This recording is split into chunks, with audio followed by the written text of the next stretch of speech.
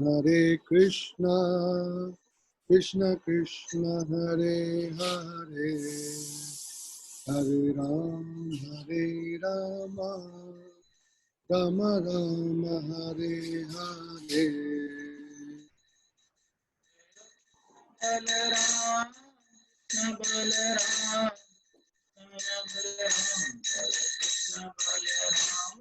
Hare Krishna Balaram, Krishna Balaram, Krishna Balaram, Jaya Krishna Balaram.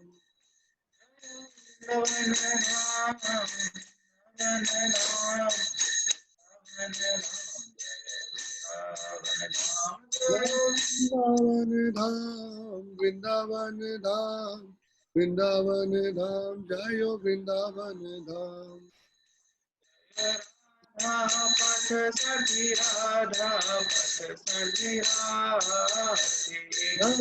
Radha Partha Sarthi Radha Partha Sarthi Radhe.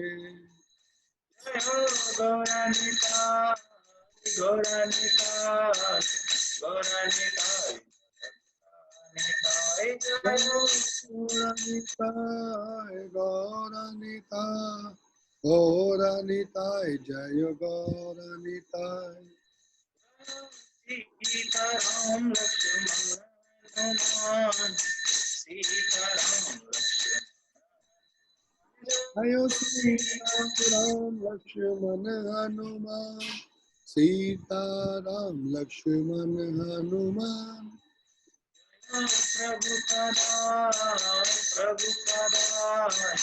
Prabhupada Srila Prabhupada Prabhupada, Jaya Prabhupada.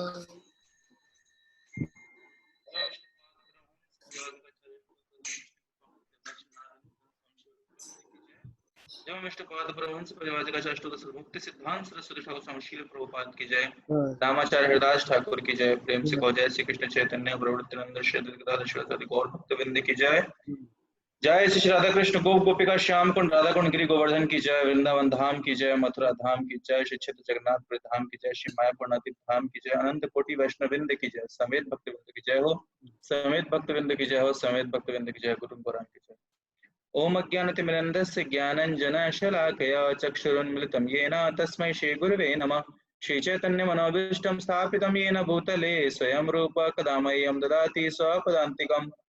वन्देऽहं श्रीगुरो श्रीयुक्तपदकमलं श्रीगुरुन् वैष्णवांश्च श्रीरूपं साग्रजातं सगण रघुनाथान्वितं तं सजीवं साद्वैतं सावधूतं परिजनसहितं कृष्णचैतन्यदेवं श्री राधा कृष्ण पादान सगण ललिता श्री विशाखान्वितांश्च हे कृष्ण करुणा सिंधु दीनबंधु जगत्पते गोपेश गोपिका कांत राधा कांत नमस्तुते तप्त कांचन गौरांगी राधे वृंदावनेश्वरी वृषभानुसुते देवी प्रणमामि हरिप्रिये वाञ्छाकल्पतरुभ्यश्च कृपा सिन्धुभ्य एव च पतितानां पावनेभ्यो वैष्णवेभ्यो नमो नमः। जय श्री कृष्ण चैतन्य प्रभु नित्यानंद श्री अद्वैत गदाधर शिवासादि गौर भक्त वृंद। हरे कृष्ण कृष्ण कृष्ण हरे हरे हरे राम राम राम हरे हरे। नमो विष्णु पादाय कृष्ण पृष्ठाय भूतले श्रीमते भक्ति वेदांत स्वामिनि इति नामिने। नमस्ते सरस्वती देवे गौरवाणी प्रचारिणे निर्विशेष शून्यवादी पाश्चात्य देशतारिणे। हरे कृष्णा। तो आप सभी लोगों का आज की इस संध्या की कक्षा में हार्दिक स्वागत है। मैं बहुत बहुत धन्यवाद देना चाहूँगा इस भूरीजन प्रभु जी का, जिन्होंने मुझे यह अवसर प्रदान किया कि मैं कुछ भगवान के दास के विषय में कुछ बता सकूं, भगवान की सेवा के विषय में बता सकूं। हालांकि मेरी स्थिति उस गधे की तरह है जिसके ऊपर खूब सारे किताबें तो लदी हुई हैं शास्त्रों की, मुझे ज्ञान उसका नहीं है, परंतु फिर भी मैं थोड़ा सा अपने आप को अहंकारी समझता हूँ। प्रभु जी ने कहा और मैं तैयार भी होगा कि मैं कुछ बोलूंगा। हालांकि मैं तो बच्चा हूँ प्रभु जी के सामने, और आप सभी लोगों के समक्ष में मैं प्रार्थना करूंगा आप लोग कृपा करें मेरे ऊपर, ताकि हम कुछ हरि नाम हरि कथा के विषय में चर्चा कर सकें। हम आज प्रयास करेंगे रामायण से श्री भरत जी के विषय में कुछ पढ़ने का और उनके चरित्र से सीखने का। आप मेरे पीछे उस मंत्र का दोहरा सकते हैं जिसे दोहराकर 6 महीने में मात्र ध्रुव महाराज को भगवान के चरण कमल की प्राप्ति हुई थी। ओम नमो भगवते वासुदेवाय। ओम नमो भगवते वासुदेवाय। ओम नमो भगवते वासुदेवाय। कृष्णाय वासुदेवाय देवकी नंदनाय च नंदगोपकुमाराय गोविंदाय नमो नमः। नारायणं नमस्कृत्यं नरं चैव नरोत्तमं देवीं सरस्वतीं व्यासं ततो जयमुदीरयेत्। नष्टप्रायेषु भद्रेषु नित्यं भागवत सेवया भगवती उत्तम श्लोके भक्तिर्भवती नैष्ठिकी। हरे कृष्णा। तो आज का जो हमारा टॉपिक है वो है भरत जी के चरित्र से हम कुछ प्रयास करेंगे। हम जो आपके साथ चर्चा करने जा रहे हैं वो वाल्मीकि रामायण पर गोविंदाचार्य की जो टीका है हम उससे आपके साथ चर्चा करेंगे। गोविंदाचार्य 11वीं शताब्दी के आसपास के बहुत बड़े शिव संप्रदाय के संत हुए हैं और जिस प्रकार से कहा जाता है कि रामचरितमानस पर काशी विश्वनाथ जी की सिग्नेचर है, उसी प्रकार से गोविंदाचार्य ने के जो वाल्मीकि रामायण की जो टीका लिखी है उसके ऊपर हनुमान जी के सिग्नेचर है। हनुमान जी ने खुद अप्रूव किया कि आपने बिल्कुल सही लिखा है। तो गोविंदाचार्य अपनी टीका में लिखते हैं कि राम, लक्ष्मण, भरत और शत्रुघ्न ये चारों लोगों में से जो राम जी का चरित्र है वह सामान्य चरित्र है, जैसा कि एक साधारण गृहस्थ को होना चाहिए। क्यों? क्योंकि जब मनु महाराज को सेवा दी गई कि आप एक एसओपी बनाइए, स्टैंडर्ड ऑपरेटिंग प्रोसीजर बनाइए, तो उन्होंने मनुस्मृति लिखा। मनुस्मृति लिखने के बाद वो जा करके बैठ के रो रहे थे और तपस्या करने लगे। जब तपस्या किए तो पहले ब्रह्मा जी आए, बोले मुझे कुछ नहीं चाहिए। फिर शिव जी आए, बोले मुझे कुछ नहीं चाहिए। फिर लास्ट में विष्णु जी आए तो उन्होंने पूछा कि मनु एक बात बताओ, तुम इतने परेशान क्यों हो और तुम रो क्यों रहे हो? तुमने तो इस सृष्टि के मालिक माता पिता हो। तो मनु महाराज कहते हैं कि मैं परेशान इसलिए हूं कि आपके आदेश के अनुसार मैंने मनुस्मृति की रचना तो कर दी, उसमें मैंने सारे आश्रम के, वर्ण आश्रम के धर्म और उनके सिद्धांत तो मैंने बता दिए, परंतु मैं परेशान इसलिए हूं कि उसको जी करके दिखाएगा कौन? कोई ऐसा व्यक्ति तो भी होना चाहिए जिसने उसको जिया हो, क्योंकि अगर हमारे पास लिविंग आचरण करने वाला कोई व्यक्ति नहीं होगा तो हम कैसे मानेंगे? बोलेंगे तो कोरे किताबों की बातें हैं, हम नहीं मानते इसको। तो कोई ऐसा व्यक्ति भी होना चाहिए कि जो उन सिद्धांतों को जी के दिखाए। चाणक्य पंडित कहते हैं कोई भी संस्कृति और धर्म तब तक जीवित नहीं रह सकता जब तक कि वह आचरण में ना हो। क्योंकि जिस प्रकार से मान लीजिए ये जो हमारा इस्कॉन है, international society for Krishna consciousness, इसमें हमारे आचार्यों ने हमें नियम दिया है, 4 नियम दिया है जो हमें पालन करना है। और क्या करना है? सुबह उठना है, मंगला आरती करना है, माला करना है, गृहस्थ आश्रम के अलग रूल बताए हैं, ब्रह्मचारी के अलग बताए हैं। अगर ये चारों आश्रम के लोग अपने अपने नियम का ठीक तरह से पालन नहीं करते तो निश्चित है इस्कॉन का पतन हो जाएगा। आज हो, 10 साल बाद हो, 20 साल बाद इसका पतन होना निश्चित है। क्यों? क्योंकि पुस्तकों में जो हमने दिया हुआ है हम अपने आचरण में नहीं डाल रहे हैं। इसीलिए हमारे आचार्य हमेशा कहते हैं कि एग्जाम्पलरी बनिए, आपका जीवन जो है वो एग्जाम्पलरी होना चाहिए। तो उसमें वे बताते हैं कि तब विष्णु जी कहते हैं कि देखो मनु, मेरे जैसा तो कोई दूसरा है नहीं, मैं ही आऊंगा। तो राम जी के रूप में फिर आते हैं भगवान विष्णु और फिर उसके बाद से मनुस्मृति में मनु महाराज ने जितनी चीजें लिखी हैं वो सब अपने आचरण से करके दिखाते हैं। तो वो साधारण धर्म का पालन करते हैं। लक्ष्मण जी का धर्म विशेष धर्म है। लक्ष्मण जी का धर्म राम जी के धर्म से अलग है। क्यों? क्योंकि जब भगवान का वनवास होने लगा और भगवान वनवास में जाने लगे तो लक्ष्मण से कहते हैं भगवान कि देखो लक्ष्मण, मुझे कैकेयी माता ने मेरे लिए मांगा है वरदान, तुम्हारे लिए तो मांगा नहीं। दूसरी बात, मैं जा रहा हूं तो तुम मेरे पीछे पिताजी का और सारे घर के लोगों का ख्याल रखना। लेकिन दशरथ महाराज मूर्छित हो चुके थे। तो लक्ष्मण जी कहते हैं कि देखिए भाई साहब, ये जिम्मेदारी आपकी है कि आपका राज्य कैसे चलेगा, ये मेरी जिम्मेदारी नहीं है और न ही इसका मेरे से कोई लेना देना है। मेरी एक ही जिम्मेदारी है कि मुझे आपके चरण कमलों की सेवा करनी है। अब आप चाहे जंगल में जाइए चाहे आप पानी में जाइए, मुझे इससे कोई फर्क नहीं पड़ता। तो राम जी कहते हैं कि अरे लक्ष्मण, तुम तो राजधर्म का पालन नहीं कर रहे हो। तो लक्ष्मण जी कहते हैं कि भाई साहब, आप अपने धर्म को मेरे ऊपर क्यों थोप रहे हैं? आपका अलग धर्म है, मेरा अलग धर्म है, ये कोई फर्क नहीं पड़ता कि जो धर्म का पालन आप कर रहे हो उस धर्म का पालन मैं भी करूं। मेरा केवल एक ही धर्म है, वो क्या है कि आपके चरण कमलों की सेवा करना। जब आप लेटे हो तो मैं आपका बिस्तरा बनूंगा, जब आप चल रहे हो मैं आपका छत्र बनूंगा, जब आप लड़ रहे हो मैं आपका हथियार बनूंगा। मेरी ये सारी सेवाएं हैं, बाकी दुनिया से मुझे कोई मतलब नहीं है। बोले बड़ी समस्या हो गई। अच्छा, अब लक्ष्मण जी ये भी कहते हैं कि आप क्या सोचते हैं कि पिताजी बड़े प्रसन्न होंगे? यदि उनकी मूर्छा खुलती है तो जब वो मुझे यहाँ देखेंगे तो मेरे को यही कहेंगे कि तुम यहाँ क्या कर रहे हो, तुम जाओ राम के साथ, तुम गए क्यों नहीं, तुमको तुमके साथ होना चाहिए था। क्योंकि दशरथ जी जानते थे कि जब लक्ष्मण राम जी के साथ रहेगा तो मुझे राम की चिंता करने की कोई आवश्यकता नहीं है। तो लक्ष्मण जी का धर्म विशेष धर्म है, भरत जी का धर्म विशेषतर धर्म है, लक्ष्मण जी के धर्म से भी बड़ा धर्म है। कैसे बड़ा धर्म है? तो हम लोग सामान्यतः समझते हैं कि रामायण जो है वो गृहस्थों के लिए है और हम कृष्ण भक्त हैं, रामायण से हमारा कोई लेना देना नहीं है। हम तो राधा कृष्ण की उपासना करते हैं, हम रागानुगा भक्त हैं, रूपानुग भक्त हैं, रामायण से हमारा कोई लेना देना नहीं है। परंतु वास्तव में जो माधुर्य रस है, जो ब्रज रस है, उसके प्रथम आचार्य हमारे भरत जी हैं। भरत जी ने ब्रज रस की स्थापना की कि ब्रज की गोपियां किस भाव में भगवान की सेवा करती हैं। वास्तव में ये हमें भरत जी के चरित्र से सीखने को मिलता है। कैसे? तो जब ये सारे छोटे छोटे बच्चे थे तो राम जी एक दिन सबको कहते हैं कि चलो हम खेलने चलते हैं। तो सरयू नदी के तट पर सबको लेके जाते हैं। सरयू कौन सी नदी है? सरयू वही विरजा नदी है जो भौतिक जगत और आध्यात्मिक जगत को बांटती है। दूसरा, सरजू नदी की तुलना किसी दूसरी नदी से नहीं की जा सकती। तीसरा, सरजू नदी पिघला हुआ ब्रह्म है, भगवान जो है वो जीवंत ब्रह्म है, सरयू पिघला हुआ ब्रह्म है, वो बहती है ब्रह्म के रूप में। तो अच्छा, सभी नदियों में सबसे बड़ी सरयू नदी है।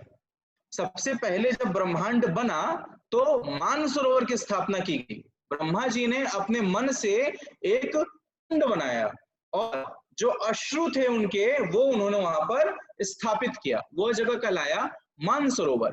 और उस मानसरोवर की अयोध्या में जब उन्होंने अयोध्या की स्थापना की तो यहाँ पे तीर मारा, तो तीर जो है वो मानसरोवर को फाड़ के निकला और वो सरजू नदी बह करके निकली। सरजू का जो जल है वो मानसरोवर जल है और वो बिरजा नदी से आ रहा है। तो उस नदी के तट पर उन्होंने एक बहुत सुंदर मैदान देखा और वहां पे बोला चलो हम लोग कंदुक खेलेंगे। तो पहले के समय में जो फुटबॉल होती थी वो सूखा हुआ कद्दू होता था, कद्दू को एकदम सुखा देते थे तो वो सूख करके बहुत टाइट हो जाती थी। अब वे उसी को लात से मार करके खेलते थे। तो बोला कि ठीक है, खेलने के लिए दो टीम का होना जरूरी है। तो जैसे ही राम जी ने लक्ष्मण जी की तरफ देखा तो लक्ष्मण जी बोला देखिए भाई साहब, यदि खेल में आप चाहते हैं मैं खेलूं तो या तो आपकी तरफ से खेलूंगा, नहीं तो मैं दर्शक दीर्घा में बैठूंगा, मैं आपके विपक्ष में नहीं जाऊंगा। तो ये बात आप मेरी तरफ ध्यान से निकाल दीजिए। तो बोला ठीक है भाई, आप हमारी टीम में आ जाइए।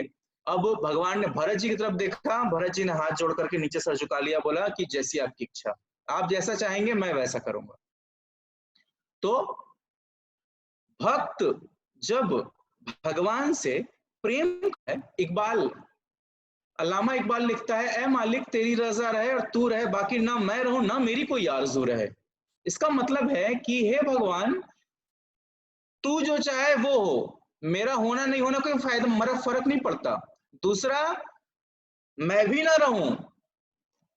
तो जो प्रेम है, भरत जी का जो प्रेम है, उस प्रेम का मतलब ये है जैसे कि एक व्यक्ति भोग बनाता है भगवान के लिए, तो भोग बनाता है थाली में और थाली में भोग बना के भगवान को ले जाता है और भगवान के सामने रख देता है, घंटी बजाता है, भोगा मंत्र पढ़ता है और बोलता है कि भगवान आरोगिए।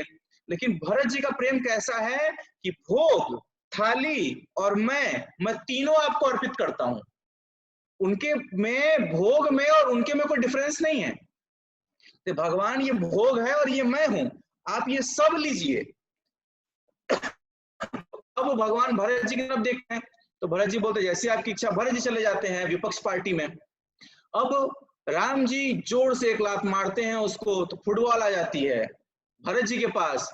तो जब भरत जी के पास फुटबॉल आती है तो भरत जी सोचते हैं कि कैसा दुष्ट प्राणी है, देखो अपने स्वामी की, जो हमारे पूर्ण परम पूर्ण आराध्य परमेश्वर परमात्मा है, उनके चरण कमलों को छोड़कर मुझ पतित के पास आया हुआ है, मैं भला क्या कर सकता हूं। तो भरत जी वापिस एक लात मारते हैं, और जब मारते हैं तो वो फुटबॉल वापिस राम जी के पास जाती है, और राम जी फिर उसको पकड़ लेते हैं और राम जी आ जाते हैं। तो कुछ लोग कहते हैं भरत से कि अरे भरत,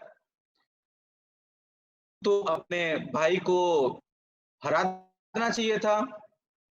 तो इधर राम जी से कहते हैं कि आपने भरत को क्यों जिता दिया। तो राम क्या कहते हैं कि मेरा भरत साधु है। भरत महाराज एक अकेले ऐसे करेक्टर है पूरे रामायण में जो कि एक साधु के गुण को एज इट इज फॉलो करते हैं। हम जिस आश्रम में हैं ये सन्यास आश्रम में है, तो सन्यास आश्रम के जो गुण हैं वो कोई तो फॉलो करके दिखाया होगा कि सन्यासी के क्या क्या लक्षण होने चाहिए, तभी तो माना जाएगा कि सन्यास आश्रम है। सन्यास आश्रम का क्या धर्म है, भरत जी ने अपने जीवन में जी कर दिखाया। तो जब भरत जी भगवान राम को बुलाने गए जंगल में, तो राम जी तो खाली पैर गए थे, वो तो पैरों में कुछ पहने नहीं थे, लेकिन भरत जी उधर से खड़ाऊं लेके लौटे। तो भरत जी खड़ाऊं अयोध्या से ही लेकर गए थे। वो खड़ाऊं कौन से, तो जब सूर्य वंश की स्थापना हुई थी तो सूर्य देव ने विवस्वान को अपने खड़ाऊं एक जोड़ी दिए थे कि ये खड़ाऊं लो और इन्हीं से तुम राजकाज चलाना। तो जब कभी वो खड़ाऊं उन्होंने इक्ष्वाकु को दिए, इक्ष्वाकु से रघु, अज, दशरथ, ऐसे होते होते वो खड़ाऊं जो थे वो राम जी के पास आए। तो खड़ाऊं कोई पहनता नहीं था। जब कभी भी राजा का अभिषेक होता था तो सिंहासन पे जब राजा बैठता था, नया राजा, उसके पैरों के पास वो एक जोड़ी खड़ाऊं रखे जाते थे नेम पूरा करने के लिए, ताकि यह पूरा हो सके कि इस राजा का ही अभिषेक होना है। और वो उसमें पैर डाल करके वापस पैर बाहर निकाल लेता था। वो सूर्य देव के खड़ाऊं थे। तो वही खड़ाऊं लेकर के जाते हैं भरत जी कि मान लो कहीं भैया ड्रामा करेंगे, नहीं मानेंगे तो लगे हाथ वहीं उनका अभिषेक कर देंगे और बोलेंगे अब आप राजा हैं, जैसा आप चाहेंगे वैसा होगा। तो जब भरत जी पहुंचे भगवान के पास, तो भगवान के पास पहुंचने से पहले वो उन सब लोगों से मिलते हैं, केवट से मिलते हैं।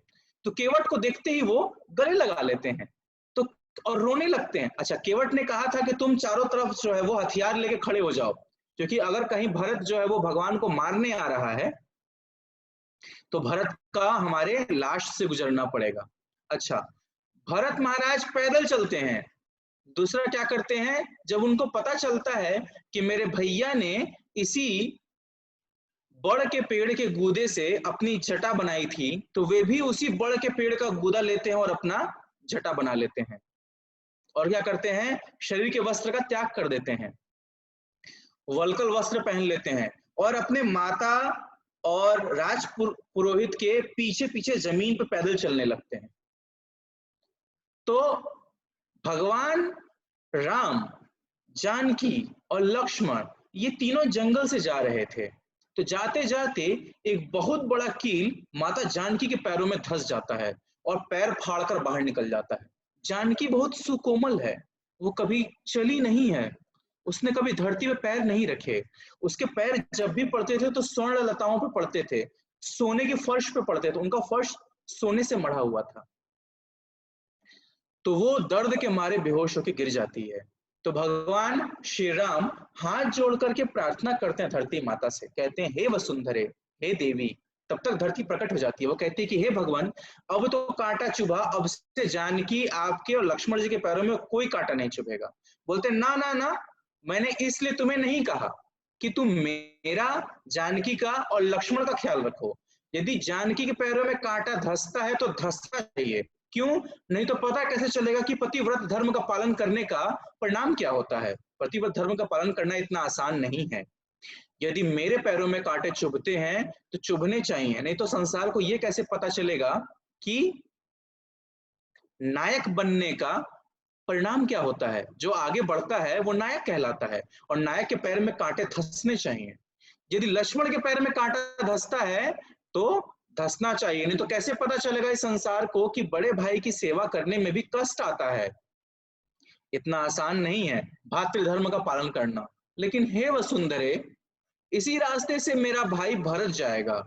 भरत साधु है, यदि उसके पैर में कांटा धंसा तो वह यह सोचकर ही प्राण त्याग देगा कि मेरे भैया इस रास्ते से गए होंगे और भैया भाभी के पैरों में भी कांटा धंसा होगा। तो मेरी आपसे प्रार्थना है कि जब भरत आए तो आप कोमल हो जाइएगा। भरत साधु है, उसको सही गलत का कोई भी अनुमान नहीं है, वह केवल एक ही बात जानता है कि मैं उसका आराध्य हूं।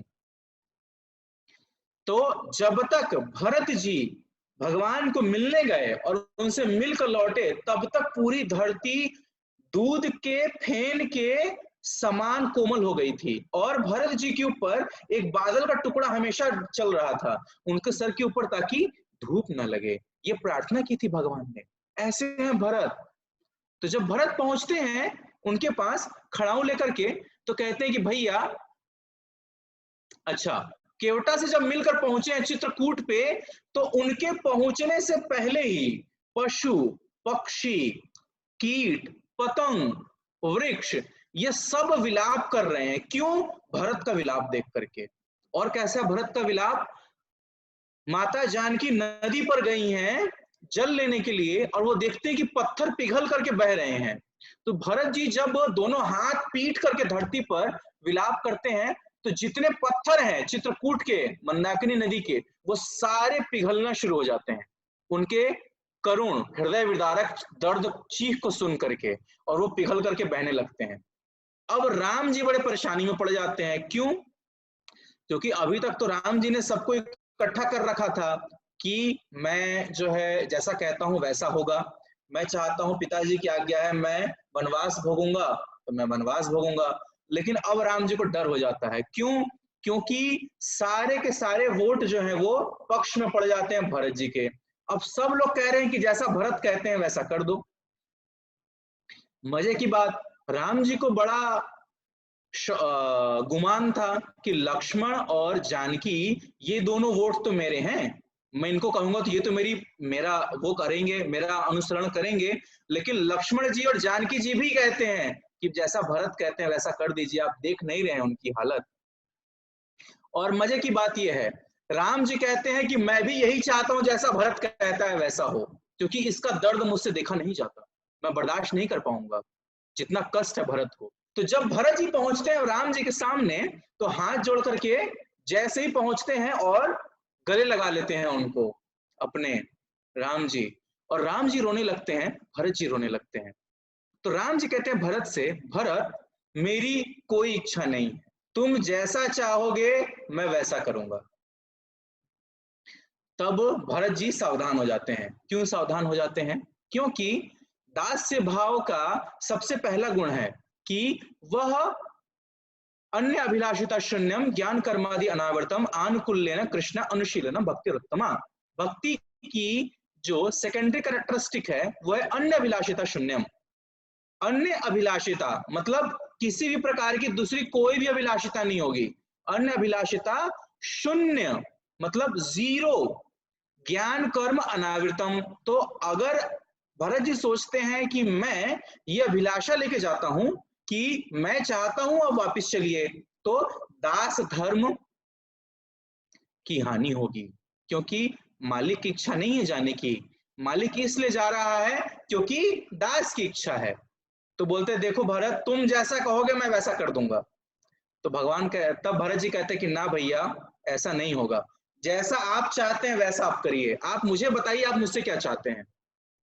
तब राम जी कहते हैं मैं चाहता हूं कि तुम वापिस जाओ, अयोध्या का राज्य संभालो, और मैं 14 वर्ष का वनवास काट करके लौटूंगा।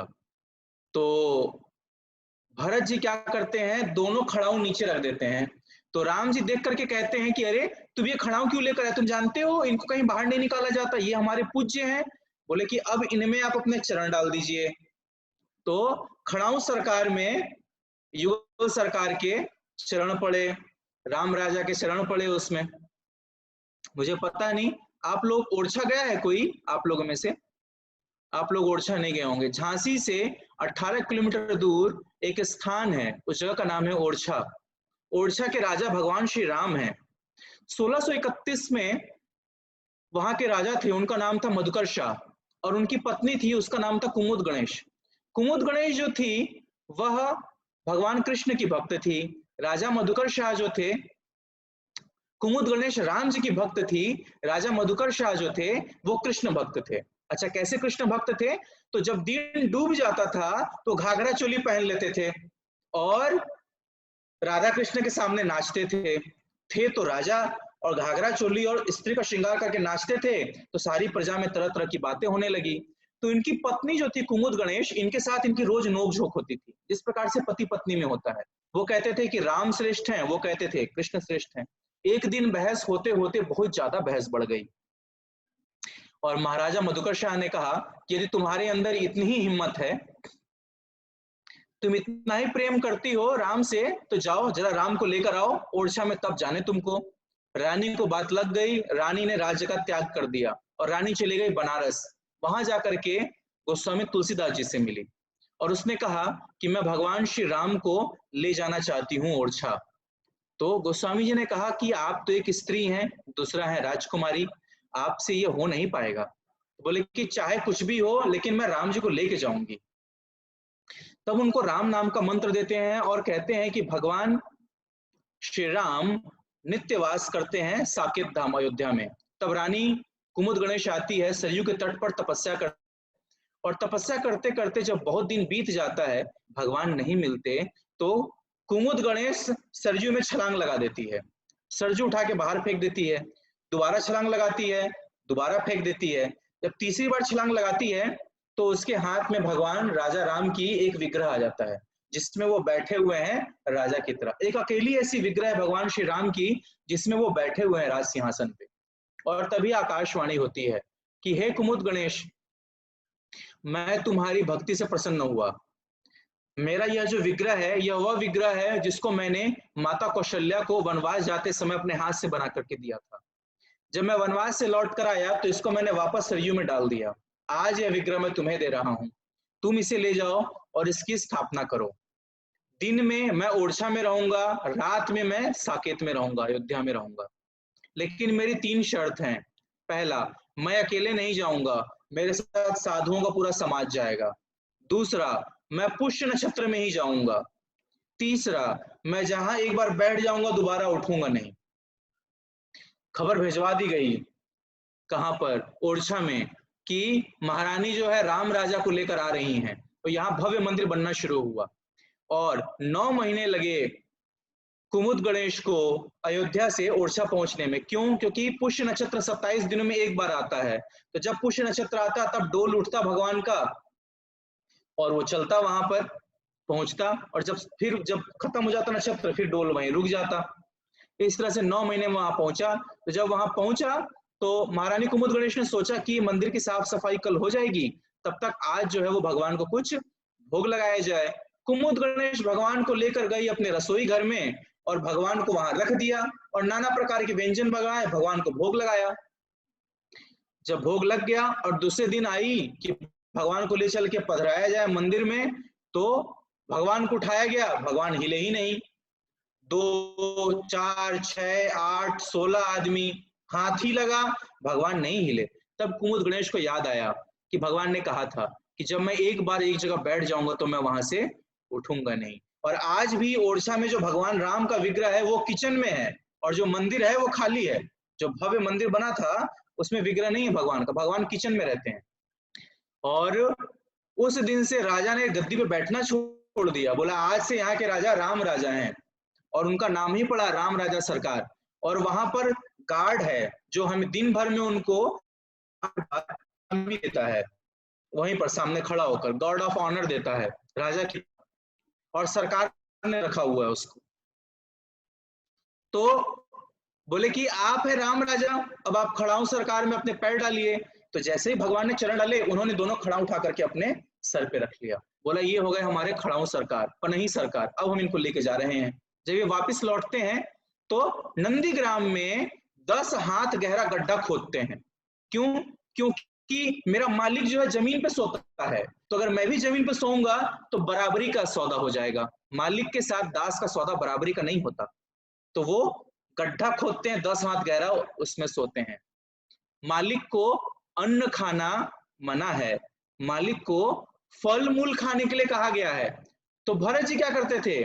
भरत जी एक मुट्ठी जौ गाय को खिलाते थे।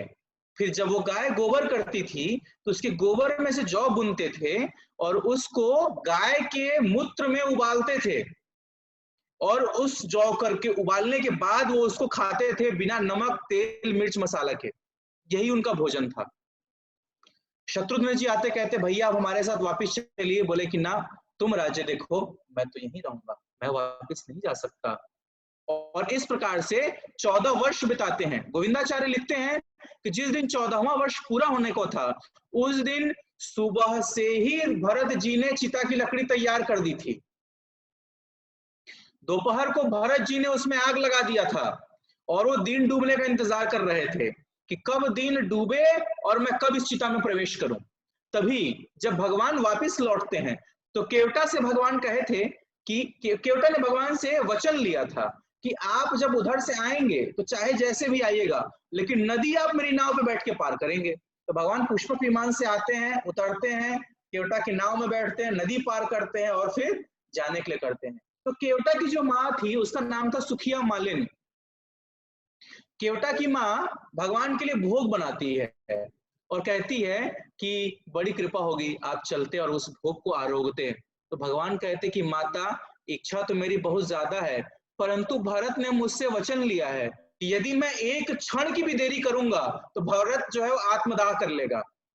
तो मुझसे ये हो नहीं पाएगा कि भरत को मैं जीते जी मार दूं, तो लेकिन मैं तुम्हारा भोजन जरूर करूंगा। तो जो सुखिया मालिन थी इंतजार करते करते मर जाती है और भगवान भूल जाते हैं, आ नहीं पाते। परंतु ये बात भगवान भूले नहीं थे। तो जब भगवान द्वापर युग में कृष्ण बनकर आते हैं तो वो जो भीलन आती है भगवान को फल देने के लिए, वो उस केवट की माँ ही थी। का अगला जन्म भीलनी के रूप में हुआ था और वो वही भोजन लेकर आती है भगवान को खिलाने के लिए। ये उसके उस जन्म की इच्छा थी जो भगवान इसकी इस जन्म में पूरी करते। उस जन्म में मुझसे गलती हो गई, मैं भूल गया, आ नहीं पाया, ला दे तेरे पास जो है वो सारा दे, मैं सारा खा लूंगा। और भगवान वो सारा फल ले लेते हैं उसका। ये पिछले जन्म का वादा था। भगवान कुछ भूलते नहीं है, बहुत बुद्धिमान है भगवान, कभी कुछ भी नहीं बोलते। तो फिर क्या होता है, ये भरत महाराज, तो मैं कहां से शुरू किया था, मैं बता रहा था कि जब भरत राम जी से पूछा जाता है कि आप भरत जी से पूछा जाता है कि जब लात मारी गई, जब राम जी ने लात मारा गेंद को आपके पास पहुंची, तो फिर आपने दोबारा लात क्यों मार दिया? तो राम जी भरत जी कहते हैं कि अरे, जो स्वामी के चरणों से छूट कर कहीं बाहर आ गया हो उसको लात भी मारना तो पड़े तो कोई बात नहीं, उसे वापस उसके स्वामी के पास भेज देना चाहिए, इसलिए मैंने दुगने लात से मार के वापस भेज दिया। अब पूछते हैं राम जी से कि जब भरत ने लात मारा तो आपने गेंद को अपने पास आने क्यों दिया, आप हार क्यों गए उसे? तो राम जी कहते हैं अरे गजब की बात करते हैं आप लोग, एक तो उस पे मेरे चरण की धूल है, दूसरा भरत जैसे साधु का चरण का धूल है उसको, अब उसको अगर मैं स्वीकार नहीं करूंगा तो मेरे की तो कोई गति ही नहीं है, क्योंकि भरत साधु है और भरत से हारने में ही मेरी जीत है। और भगवान हार जाते हैं और हारने के बाद आकर के बहुत बड़ी पार्टी देते हैं, जश्न मनाते हैं। तो क्यों जश्न मनाते हैं? जश्न मनाते हैं कि आज हम हारे हैं और भरत जीते हैं, भरत की जीत की खुशी है, भरत की जीत की खुशी मनाई जाए। भरत महाराज को कहा गया है, भरत जी भगवान के चरण कमल के रस के मकरंद को पीने वाले भौरे हैं, ऐसे रसिक भक्त हैं। हम लोग प्रायः देखते हैं कि हमारे संस्था में भी लोग रस का नाना प्रकार से व्याख्या करते हैं। कुछ भावमय लीलाएं कहेंगे, कुछ राधा कृष्ण के प्रसंग बताएंगे, कुछ गोपियों के साथ भगवान के इंटर एक्सचेंज बताएंगे। और हमने ऐसा भी देखा है कि कुछ लोग कहते हैं कि सुखदेव गोस्वामी को ज्यादा ज्ञान नहीं था लगता है रस का, उन्होंने केवल 5 अध्याय में ही रास पंचाध्यायी समाप्त कर दी और ज्यादा कुछ बोला नहीं। परंतु रस शिवराम स्वामी महाराज ने बुक लिखी है, उसका नाम है शुद्ध भक्ति चिंतामणि। यदि आप लोग की पढ़ सकें तो वेदावेस में भी है, उसे लेके पढ़िएगा। शिवराम स्वामी महाराज बताते हैं 864 प्रकार की मिक्स डिवोशनल प्रैक्टिस होती है। 864 प्रकार की भक्ति ऐसी है कि जो भक्ति नहीं है, हमें लगता है कि हम भक्ति कर रहे हैं लेकिन वो भक्ति नहीं है, वो भक्त्याभास है, सेम्बलेंस ऑफ डिवोशन। उसी प्रकार से जो रस है माधुर्य रस वो या वात्सल्य रस कॉन्जुगल लव या वात्सल्य रस या साख्य रस सर्वाइटरशिप या दास्य रस, ये हमें लगता है कि हम उसका अनुपालन कर रहे हैं लेकिन वास्तव में करते नहीं हैं। कैसे? जैसे कि प्रतिबिंब किसी दर्पण पे हमारा पड़ता है, तो प्रतिबिंब को देखकर आप उस व्यक्ति को पकड़ नहीं सकते, वो व्यक्ति कहां पर है। प्रतिबिंब दिखने में वैसा ही होगा, उस व्यक्ति के जैसा ही होगा, लेकिन आप दर्पण को तोड़ दीजिए, कुछ भी कर दीजिए, आपको पता नहीं वो व्यक्ति कहां पर है, दर्पण में दिख रहा है। परछाई अगर आप किसी की पकड़ लेते हैं आप उस व्यक्ति तक पहुंच सकते हैं। इसीलिए भक्ति 3 स्तर बताए गए हैं। पहला आभासी भक्ति, दूसरा छाया भक्ति, तीसरा शुद्ध भक्ति। 90% 99% भक्त जो है वो या तो आभासी भक्ति करते हैं या तो छाया भक्ति करते हैं। शुद्ध भक्ति बहुत कम भक्त कर पाते हैं। क्यों? क्योंकि जहां कहीं भी डाउट आता है हमारे मन में कि मैं शुद्ध भक्ति कर रहा हूं या नहीं कर रहा हूं, तो वहां पे ये फॉर्मूला लगा देना चाहिए, अन्य अभिलाषिता शून्य कर्माद्यनावृतम आकुल्येन कृष्ण अनुशीलनम भक्तिरुत्तमा। कि प्राइमरी कैरेक्टरिस्टिक है का कि भक्ति हमारा अनुकूल्येन कृष्ण, कृष्ण के अनुकूल होती है। ये नहीं कि लड्डू गोपाल को आज भारत पाकिस्तान का मैच दिखाएंगे। इसके पहले मैं रुद्रपुर में प्रचार करता था तो वहां पर मैं इसी विषय पर लेक्चर ले रहा था। लेक्चर के बाद मैंने कहा कि किसी से कोई प्रश्न है तो आप बताइए।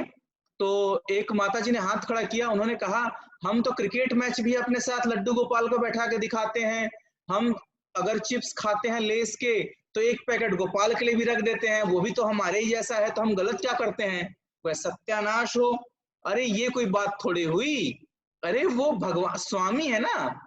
अगर आप भगवत गीता का श्लोक किसी तलवार पे लिख देंगे तो क्या उसके मायने बदल जाएंगे? उसके मायने नहीं बदलते। या किसी सुअर की पीठ पर अगर आपने भगवत गीता के श्लोक लिख दिए तो उसके मायने बदल जाएंगे ना, उसके मायने नहीं बदलेंगे। उसी प्रकार से भगवान भगवान ही है, चाहे वो कहीं पर भी हो, कैसे भी हो, आप उनके साथ मिसट्रीट नहीं कर सकते। तो ये कौन सी भक्ति है? ये रिफ्लेक्टिव डिवोशनल प्रैक्टिस है। लगता है भक्ति है, सामने दिखेगा दर्पण में, लेकिन वो भक्ति होती नहीं है। अच्छा, क्या करते हैं ऐसे लोग? खूब रोएंगे कथा में, खूब नाचेंगे, खूब गाएंगे। कब? जितने देर कथा में रहेंगे उतने देर तक, या जितने देर रासलीला चलेगी उतने देर तक। उसके बाद सब कुछ खत्म। उसके बाद फिर अपना, जैसे एक कवि थे, तो एक पिता के 4 पुत्र थे, तो चारों पुत्र में से जो सबसे छोटा बेटा था कवि था। तो वो जो छोटा बेटा था वो कोई काम धाम नहीं करता था, तो बाकी सारे तीनों जो थे वो परेशान रहते थे उसकी वजह से। तो पंडित जी को बाकी भाइयों ने कहा कि देखिए पिताजी, ये कुछ करता धरता नहीं है, आपके नहीं रहने के बाद दिक्कत होगी, बेहतर है कि आप बांट दीजिए। पिताजी ने बांट दिया। अब इनके सर के ऊपर भार आ गया। तो पहले कविता ही करते थे, तो घूम घूम के कविता लिखते थे, खूब सुनाते थे सबको। अब गृहस्थी का बोझ आ गया, तो अब इनसे कविताएं छूट गई, तो गांव के पास में कवि सम्मेलन हुआ, तो गांव के लोग आए उनको बुलाने के लिए, तो ये मना कर दिए, इनको जबरदस्ती ले गए, सब जबरदस्ती ले गए और ले जा करके इनको बैठा दिए सब मंच पर। तो मंच पे जब पहुंच गई है तो क्या कविता गाए, अब तो कुछ आवत नहीं, क्या क्या हम पकड़ी, याद रह गया केवल नून तेल लकड़ी, नून तेल लकड़ी, नून तेल लकड़ी, नून तेल लकड़ी। मतलब अब मेरा दिमाग खत्म हो गया, अब मेरे को केवल एक ही चीज याद आती है कि नमक कहाँ से आएगा, तेल कहाँ से आएगा, खाना बनाने की लकड़ी कहाँ से आएगी। अब कविता विता सब भूल गई, अब कुछ याद नहीं है हमको। तो मैं आपको ये क्यों बताया कि जो प्राइमरी कैरेक्टरिस्टिक है भक्ति का वो है आनुकूल्येन कृष्ण अनुशीलन। भक्ति हमेशा कृष्ण को अनुशील करती है, भक्ति भगवान के पीछे पीछे चलती है, भगवान की इच्छा के अनुसार उसकी इच्छा होती है। रिचर्ड निक्सन, आप लोग अगर परिक्रमा मार्ग पे जाएंगे तो एक जगन्नाथ जी का मंदिर आता है राइट हैंड साइड पे, केशी घाट से जब और आगे बढ़ेंगे उधर की तरफ बढ़ेंगे, अटला से पहले वृंदावन परिक्रमा जब हम करते हैं तो जगन्नाथ जी का मंदिर आता है, बहुत बड़ा दरवाजा है उनका। उनके दरवाजे के सामने एक बहुत बड़े भक्त रहते थे, उनका नाम था रिचर्ड निक्सन। रिचर्ड निक्सन जो थे वो रॉयल नेवी पायलट में थे, रॉयल नेवी पायलट थे इंग्लैंड के। तो निक्सन बेल्जियम के ऊपर लड़ाई हो रही थी, बेल्जियम के ऊपर उनका जहाज उड़ रहा था, उनके सारे सैनिक मार दिए गए, यही का अकेले बच गए थे। किसी तरह से इनकी जान बची क्योंकि उनको एक साधु का दर्शन हुआ अपने कॉकपिट के अंदर और वो बेहोश हो गए। तो आकर के इंडियन फिलॉसफी पढ़े, भारत आए, भारत में लखनऊ के वाइस चांसलर की पत्नी के संपर्क में वो रहे, और वो जो थी वो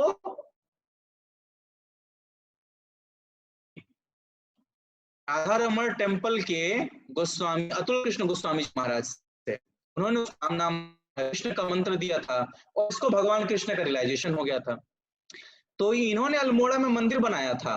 तो रात को जब ये सो रहे थे तो इनको आवाज आई, दादा दादा मुझे ठंड लग रही है। तो ये घटना आज से 50-60 साल पहले की है। तो ये उठे, चारों तरफ देखे, कहीं कोई नहीं, ये फिर सो गए। फिर आवाज आई, दादा दादा मुझे ठंड लग रही है। तो ये सोचे कि शायद मंदिर दरवाजा खुला है क्या, तब जाते हैं मंदिर का दरवाजा खोलते हैं तो क्या देखते हैं कि मंदिर के ऊपर का जो रोशनदान है वो खुला रह गया है। उत्तराखंड में ठंड बहुत पड़ती है, भगवान मक्का कहने वाले हैं, और वहां से द्वारका चले गए, वो पहाड़ी में तो है नहीं, भगवान को ठंड रही थी। तो उन्होंने खिड़की तो बंद कर दी। उसके बाद नीचे उतरे, गोपाल के पास गए और गोपाल से पूछे, गोपाल तुम्हें ठंड भी लगती है क्या? तो भगवान रो दिए, उनके आंखों में अश्रु आ गए और आंसू बनकर टपकने लगे। तो निक्सन ने अपने चादर की कोने से वो दोनों आंसू रोक लिए और भगवान क्या कहते हैं निक्सन से, अरे निक्सन तुम क्या सोचते हो मैं पत्थर का हूं क्या? तुम क्या सोचते हो मैं पीतल का हूं? मैं भी तुम्हारे ही तरह हूं, तुम मुझे जैसा प्रेम करते हो मैं भी तुम्हें वैसा ही प्रेम करता हूं, मुझे भी ठंड लगती है। अब निक्सन को काटो तो खून नहीं, और उसके बाद से वो सब कुछ छोड़ करके आ गए वृंदावन में और अंत समय अपने वृंदावन में पूरे किए।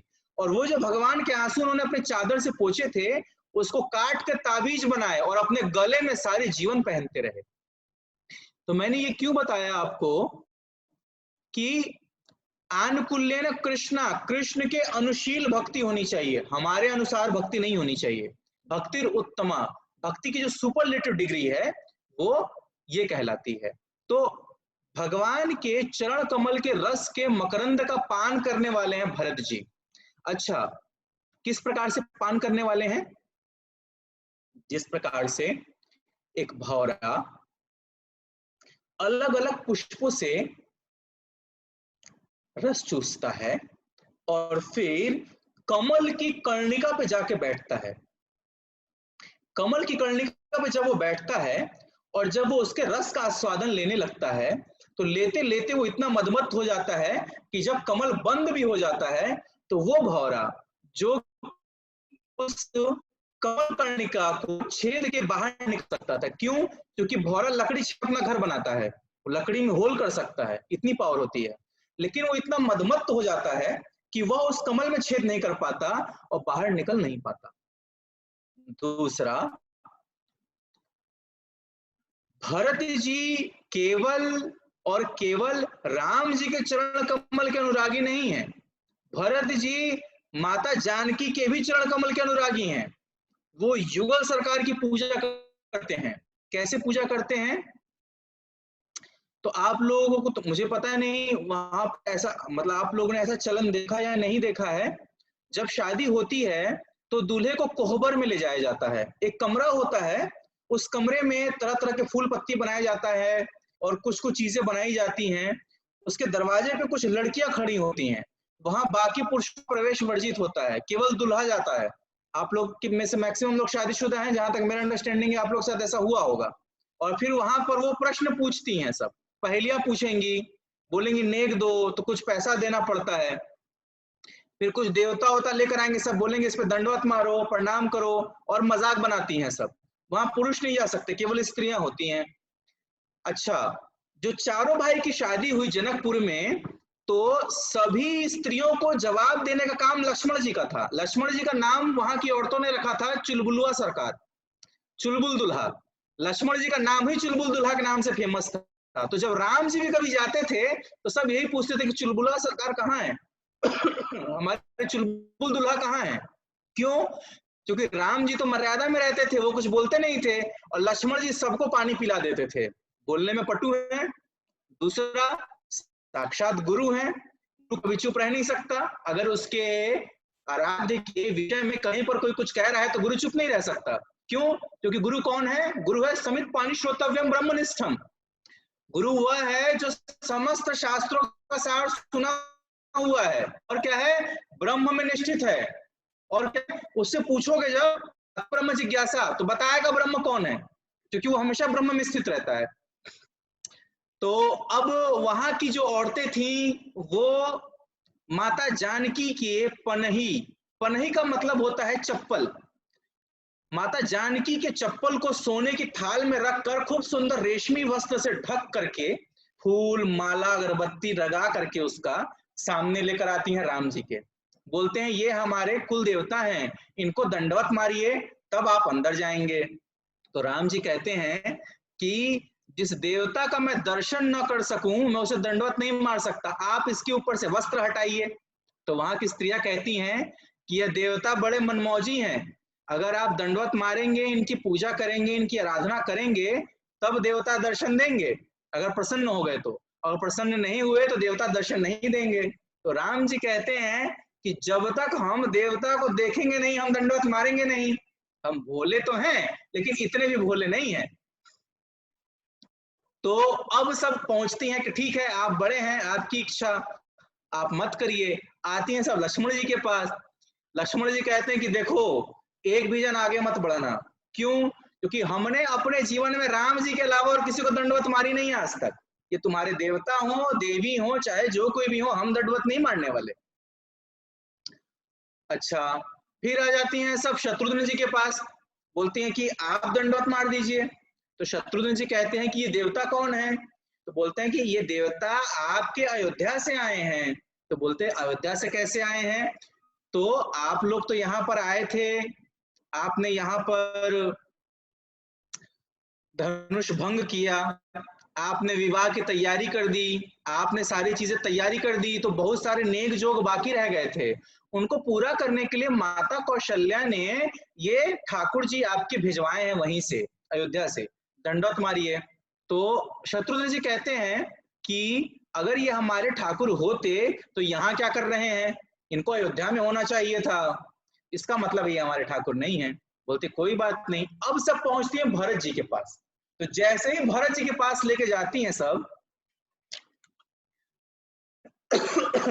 भरत जी के पास जब लेके जाती हैं सब, भरत जी साष्टांग दंडवत मार देते हैं, लेट जाते हैं एकदम।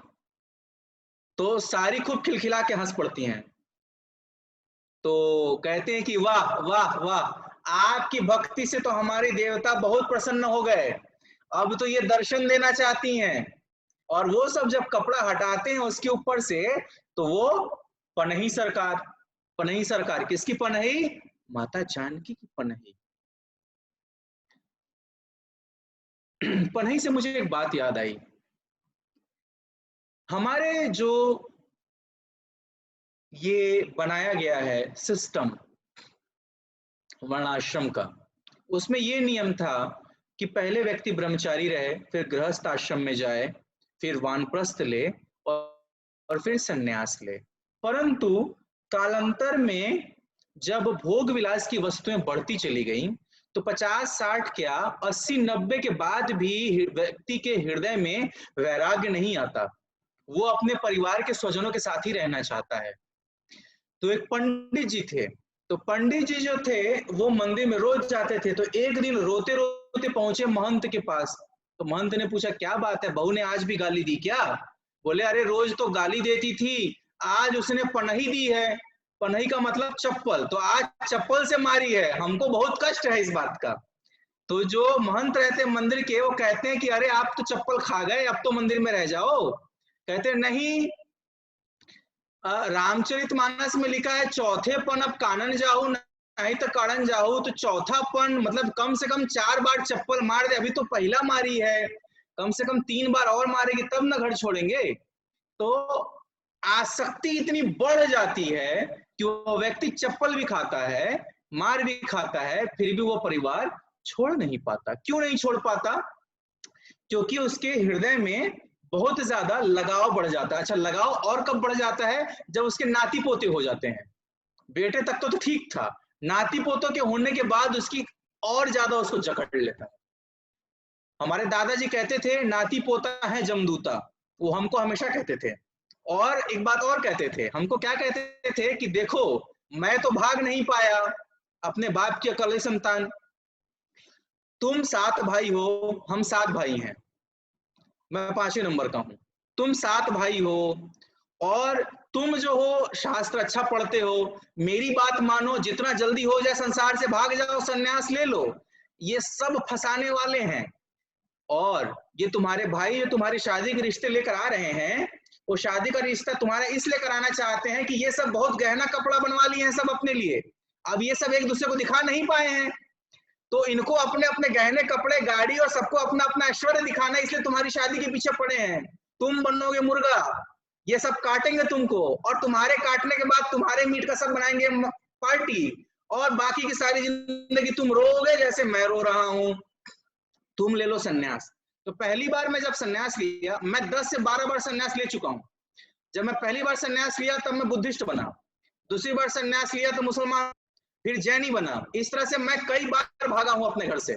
ये आखिरी बार है जो अभी आपके सामने दिखाई दे रहा है। तो उसके बाद क्या हुआ? अच्छा, वो साष्टांग दंडोत मार दिए। जो साष्टांग दंडोत मार दिए तो उन्होंने जो ऊपर से खोला तो चप्पल।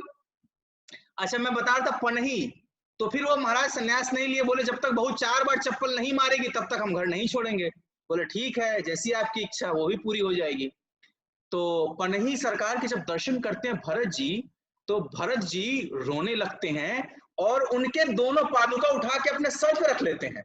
अब सारी सखियां हंसने लगती हैं कि अरे वाह, दुल्हा सरकार तो बड़े मजेदार हैं, ये तो ठाकुरानी के चप्पल को अपने सर पे रख रहे हैं। अब लक्ष्मण जी का जो है खून खौलने लगता है, उनका दिमाग गर्म हो जाता है। क्यों? क्योंकि अभी तक लक्ष्मण जी को कोई हरा नहीं पाया था। वो जितनी पहेलियां पूछती थी वो सारा जवाब देते थे, वो जितना बात कहती थी वो सब काट देते थे। यहाँ पे वो हार गए। तो लक्ष्मण जी कहते हैं, कहे लखन यह तो हम भी जाने पर यह तो है ससुरारी। बोले अरे भरत, अरे महाराज तुम्हारी भक्ति तो हम भी जानते हैं, लेकिन ये तो ससुराल का मामला है, तुमने तो सारी इज्जत का फालूदा बना दिया। सारी भक्ति यहाँ पर सूची, यहाँ पिट गई तारी। तुम्हारे भक्ति के चक्कर में यहाँ ताली पिट गई। अभी तक जो इज्जत हम बनाए हुए थे तुम्हारे चक्कर में तार तार हो गई, तुमने कहीं का नहीं छोड़ा। तो भरत जी को देख करके, इस स्थिति को देख करके राम जी रोने लगते हैं। प्रसन्नता से फूल जाता है। क्यों? क्योंकि प्रायः हमने ऐसा देखा है, हम दिल्ली मंदिर में काफी समय तक रहे हैं, हमने ऐसा देखा है कि जब कभी कुछ विपरीत परिस्थिति आती है, जैसे कहीं शादी में जाना हो, या किसी से मिलने जाना हो, या किसी बढ़िया महंगे होटल में जाना हो, तो हम सोचते हैं अरे धोती कुर्ता तिलक लगा के जाएंगे, सब जाने नहीं देंगे, कंठी पहनेंगे, लोग क्या सोचेंगे, गले में झोली रहेगी तो क्या सोचेंगे। तो खूब बढ़िया जो है वो अरमानी का सूट, कैटरपिलर के जूते, गुच्ची की घड़ी और रेबन का चश्मा और फर्स्ट क्लास का ओलंपिक विलेज का हैट लगाते हैं, और अपनी जबरदस्त जो कार है एकदम धो पोछ के मस्त निकले। कहाँ जा रहे हैं महाराज?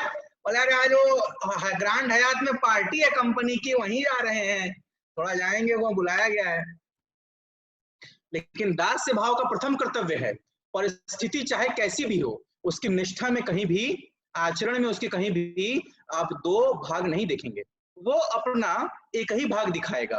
वो जैसा पहले था वैसा अभी रहेगा और वैसा बाद में रहेगा। ये भरत जी के आचरण से हमें सीखने को मिलता है। कैसे मिलता है? कि जब भरत जी अपने मामा युधाजीत और कैकेयराज युधाजीत के यहाँ से वापस लौटते हैं, उनको खबर मिलती है कि पिताजी शरीर छोड़ दिए, तो सुमंत्र के मन में ये बात होती है कि हो सकता है भरत ये सोचता हो कि इन सबको मैं मूर्ख बना दूंगा, राज्य मैं ले लूंगा। या ये भी हो सकता है कि भरत ने ही कैकेयी को उकसाया हो कि तुम राज्य ले लो, भैया चले जाएंगे वन में, मैं राज्य ले लूंगा। तो बोले भरत की भी परीक्षा होनी चाहिए। तो भरत की परीक्षा करने के लिए क्या करते हैं सुमंत्र? जब कभी भी राजा सोता है तो उसको जगाने के लिए चारण, भाट और बंदी जन होते हैं। वे सुबह सुबह जाते हैं और राजा की ग्लोरीज गाते हैं कि आपने ऐसा किया, आपने वैसा किया, आप इस कुल में जन्म लिए, आप इतने महान हैं, आपके अंदर इतनी शक्ति है। ये सब गा करके राजा को जगाते हैं। कितने बजे? 3:50 पे राजा को जगाने का समय है, आज के समय के हिसाब से। उसे ब्रह्म मुहूर्त कहा जाता है। 3:50 से 4:20 के बीच में बिस्तर छोड़ देना चाहिए। तो जब चारण गाना शुरू करते हैं तो भरत महाराज सोए होते हैं। अच्छा, जब कोई व्यक्ति आपसे खुश है या नाराज है, ये आपको चेक करना हो तो क्या करना चाहिए? जब सुबह मंगला आरती का समय हो तो एक बार उसको जगा के देखना चाहिए। जो एक्चुअल वो आपके बारे में सोचता है ना, वो उसी तरह रिएक्ट करेगा। अगर उसके मन में खुन्नस होगा ना, ऐसा हम ब्रह्मचारी आश्रम में करते हैं, इसलिए हम आपको बता रहे हैं। तो हमें अगर पता चलेगा कि फलाने ब्रह्मचारी नाराज है, कैसे पता चलेगा कि एक्चुअल में नाराज है, ड्रामा कर रहा है, खुश है कि नहीं है? तो सुबह 3:30 बजे पहुंच जाएंगे, उसमें हरि बोल, हरे कृष्णा प्रभु जी, मंगला आरती का टाइम हो गया। और कहीं भड़का होगा तो तुरंत तड़क के जवाब देगा, भाग जाए यहाँ से, दिमाग खराब हो गया तेरा, भाग यहाँ से। इसका मतलब नाराज है, उसको महाप्रसाद खिलाना पड़ेगा। और अगर खुश है तो बोलेगा हाँ प्रभु जी, अच्छा कि आपने मुझे जगा दिया, मैं सो गया था, घंटी पता नहीं चली। तो क्या हुआ? जब बंदीजन गाने लगे तो भरत महाराज उठते हैं और दौड़ते, चिल्लाते हुए दौड़ते हैं, दोनों कान पे हाथ लगाते हुए, मैं राजा नहीं हूं, मैं राजा नहीं हूं, मैं राजा नहीं हूं, बंद कर दो इसे, राजा राम है, राजा राम है, राजा राम है। तब सुमंत्र को विश्वास होता है कि वास्तव में भरत के हृदय में राजगद्दी के लिए कोई भी आकांक्षा नहीं है। ये वास्तव में चाहता है कि भगवान राजा बने। अब क्या होता है यहाँ पर? तो जब वो पनही सरकार ले लेते हैं तो मैं आपको बता रहा था निष्ठा, निष्ठा कैसी होनी चाहिए?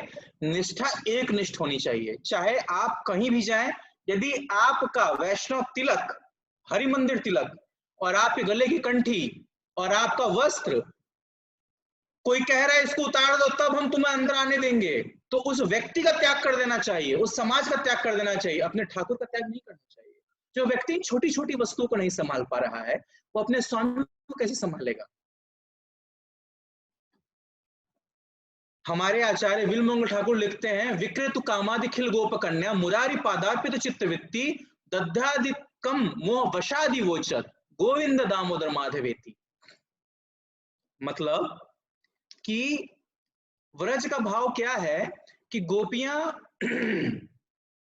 दूध, दही और मक्खन बेचने निकलती हैं, तो कुछ देर तक तो बोलती हैं दूध ले लो, दही ले लो, मक्खन ले लो, लेकिन कुछ देर के बाद क्या होता है, उसको भूल जाता है। वो बोलने लगती है गोविंद ले लो, दामोदर ले लो, माधव ले लो, उसको याद नहीं है।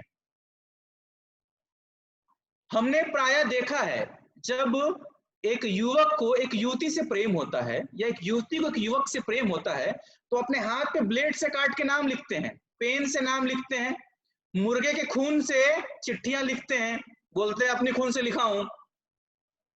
नाना प्रकार के भाव भंगिमाएं बनाते हैं एक दूसरे को अट्रैक्ट करने के लिए।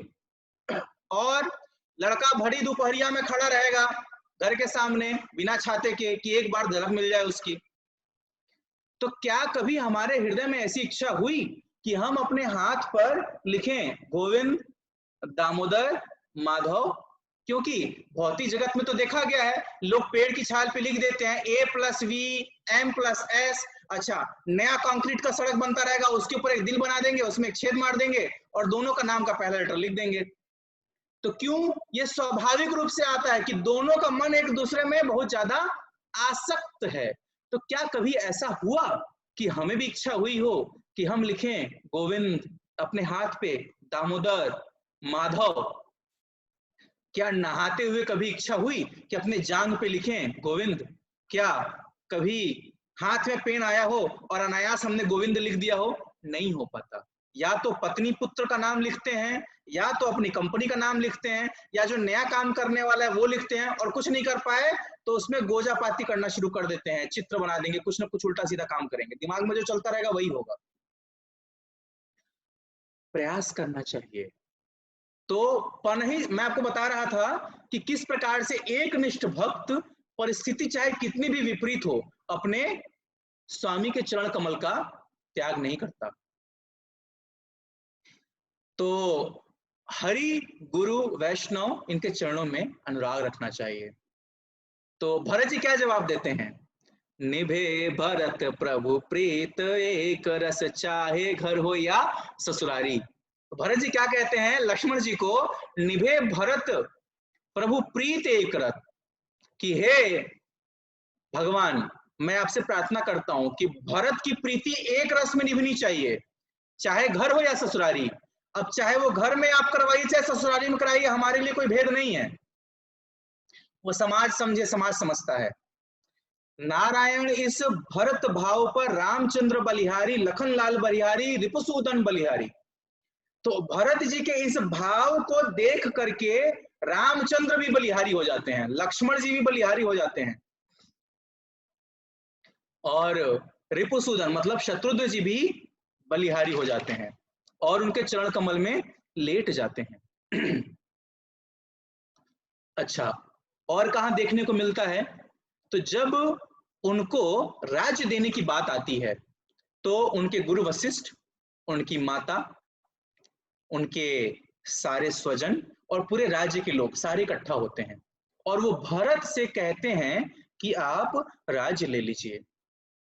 तो भरत कुछ नहीं कहते, लेकिन जैसे ही वशिष्ठ जी कहते हैं कि हे भरत, हम भी यही चाहते हैं कि आप राज्य का पालन करिए, क्योंकि राज्य में राजा कोई है नहीं, और आपके पिता महाराज दशरथ के वचनों का पालन करते हुए राम जी वन में चले गए, तो आप भी अपने पिता के वचन का पालन करिए और आप राज्य पे सिंहासन बैठिए। तो भरत जी क्या कहते हैं? भरत जी गुरु निंदा करते हैं।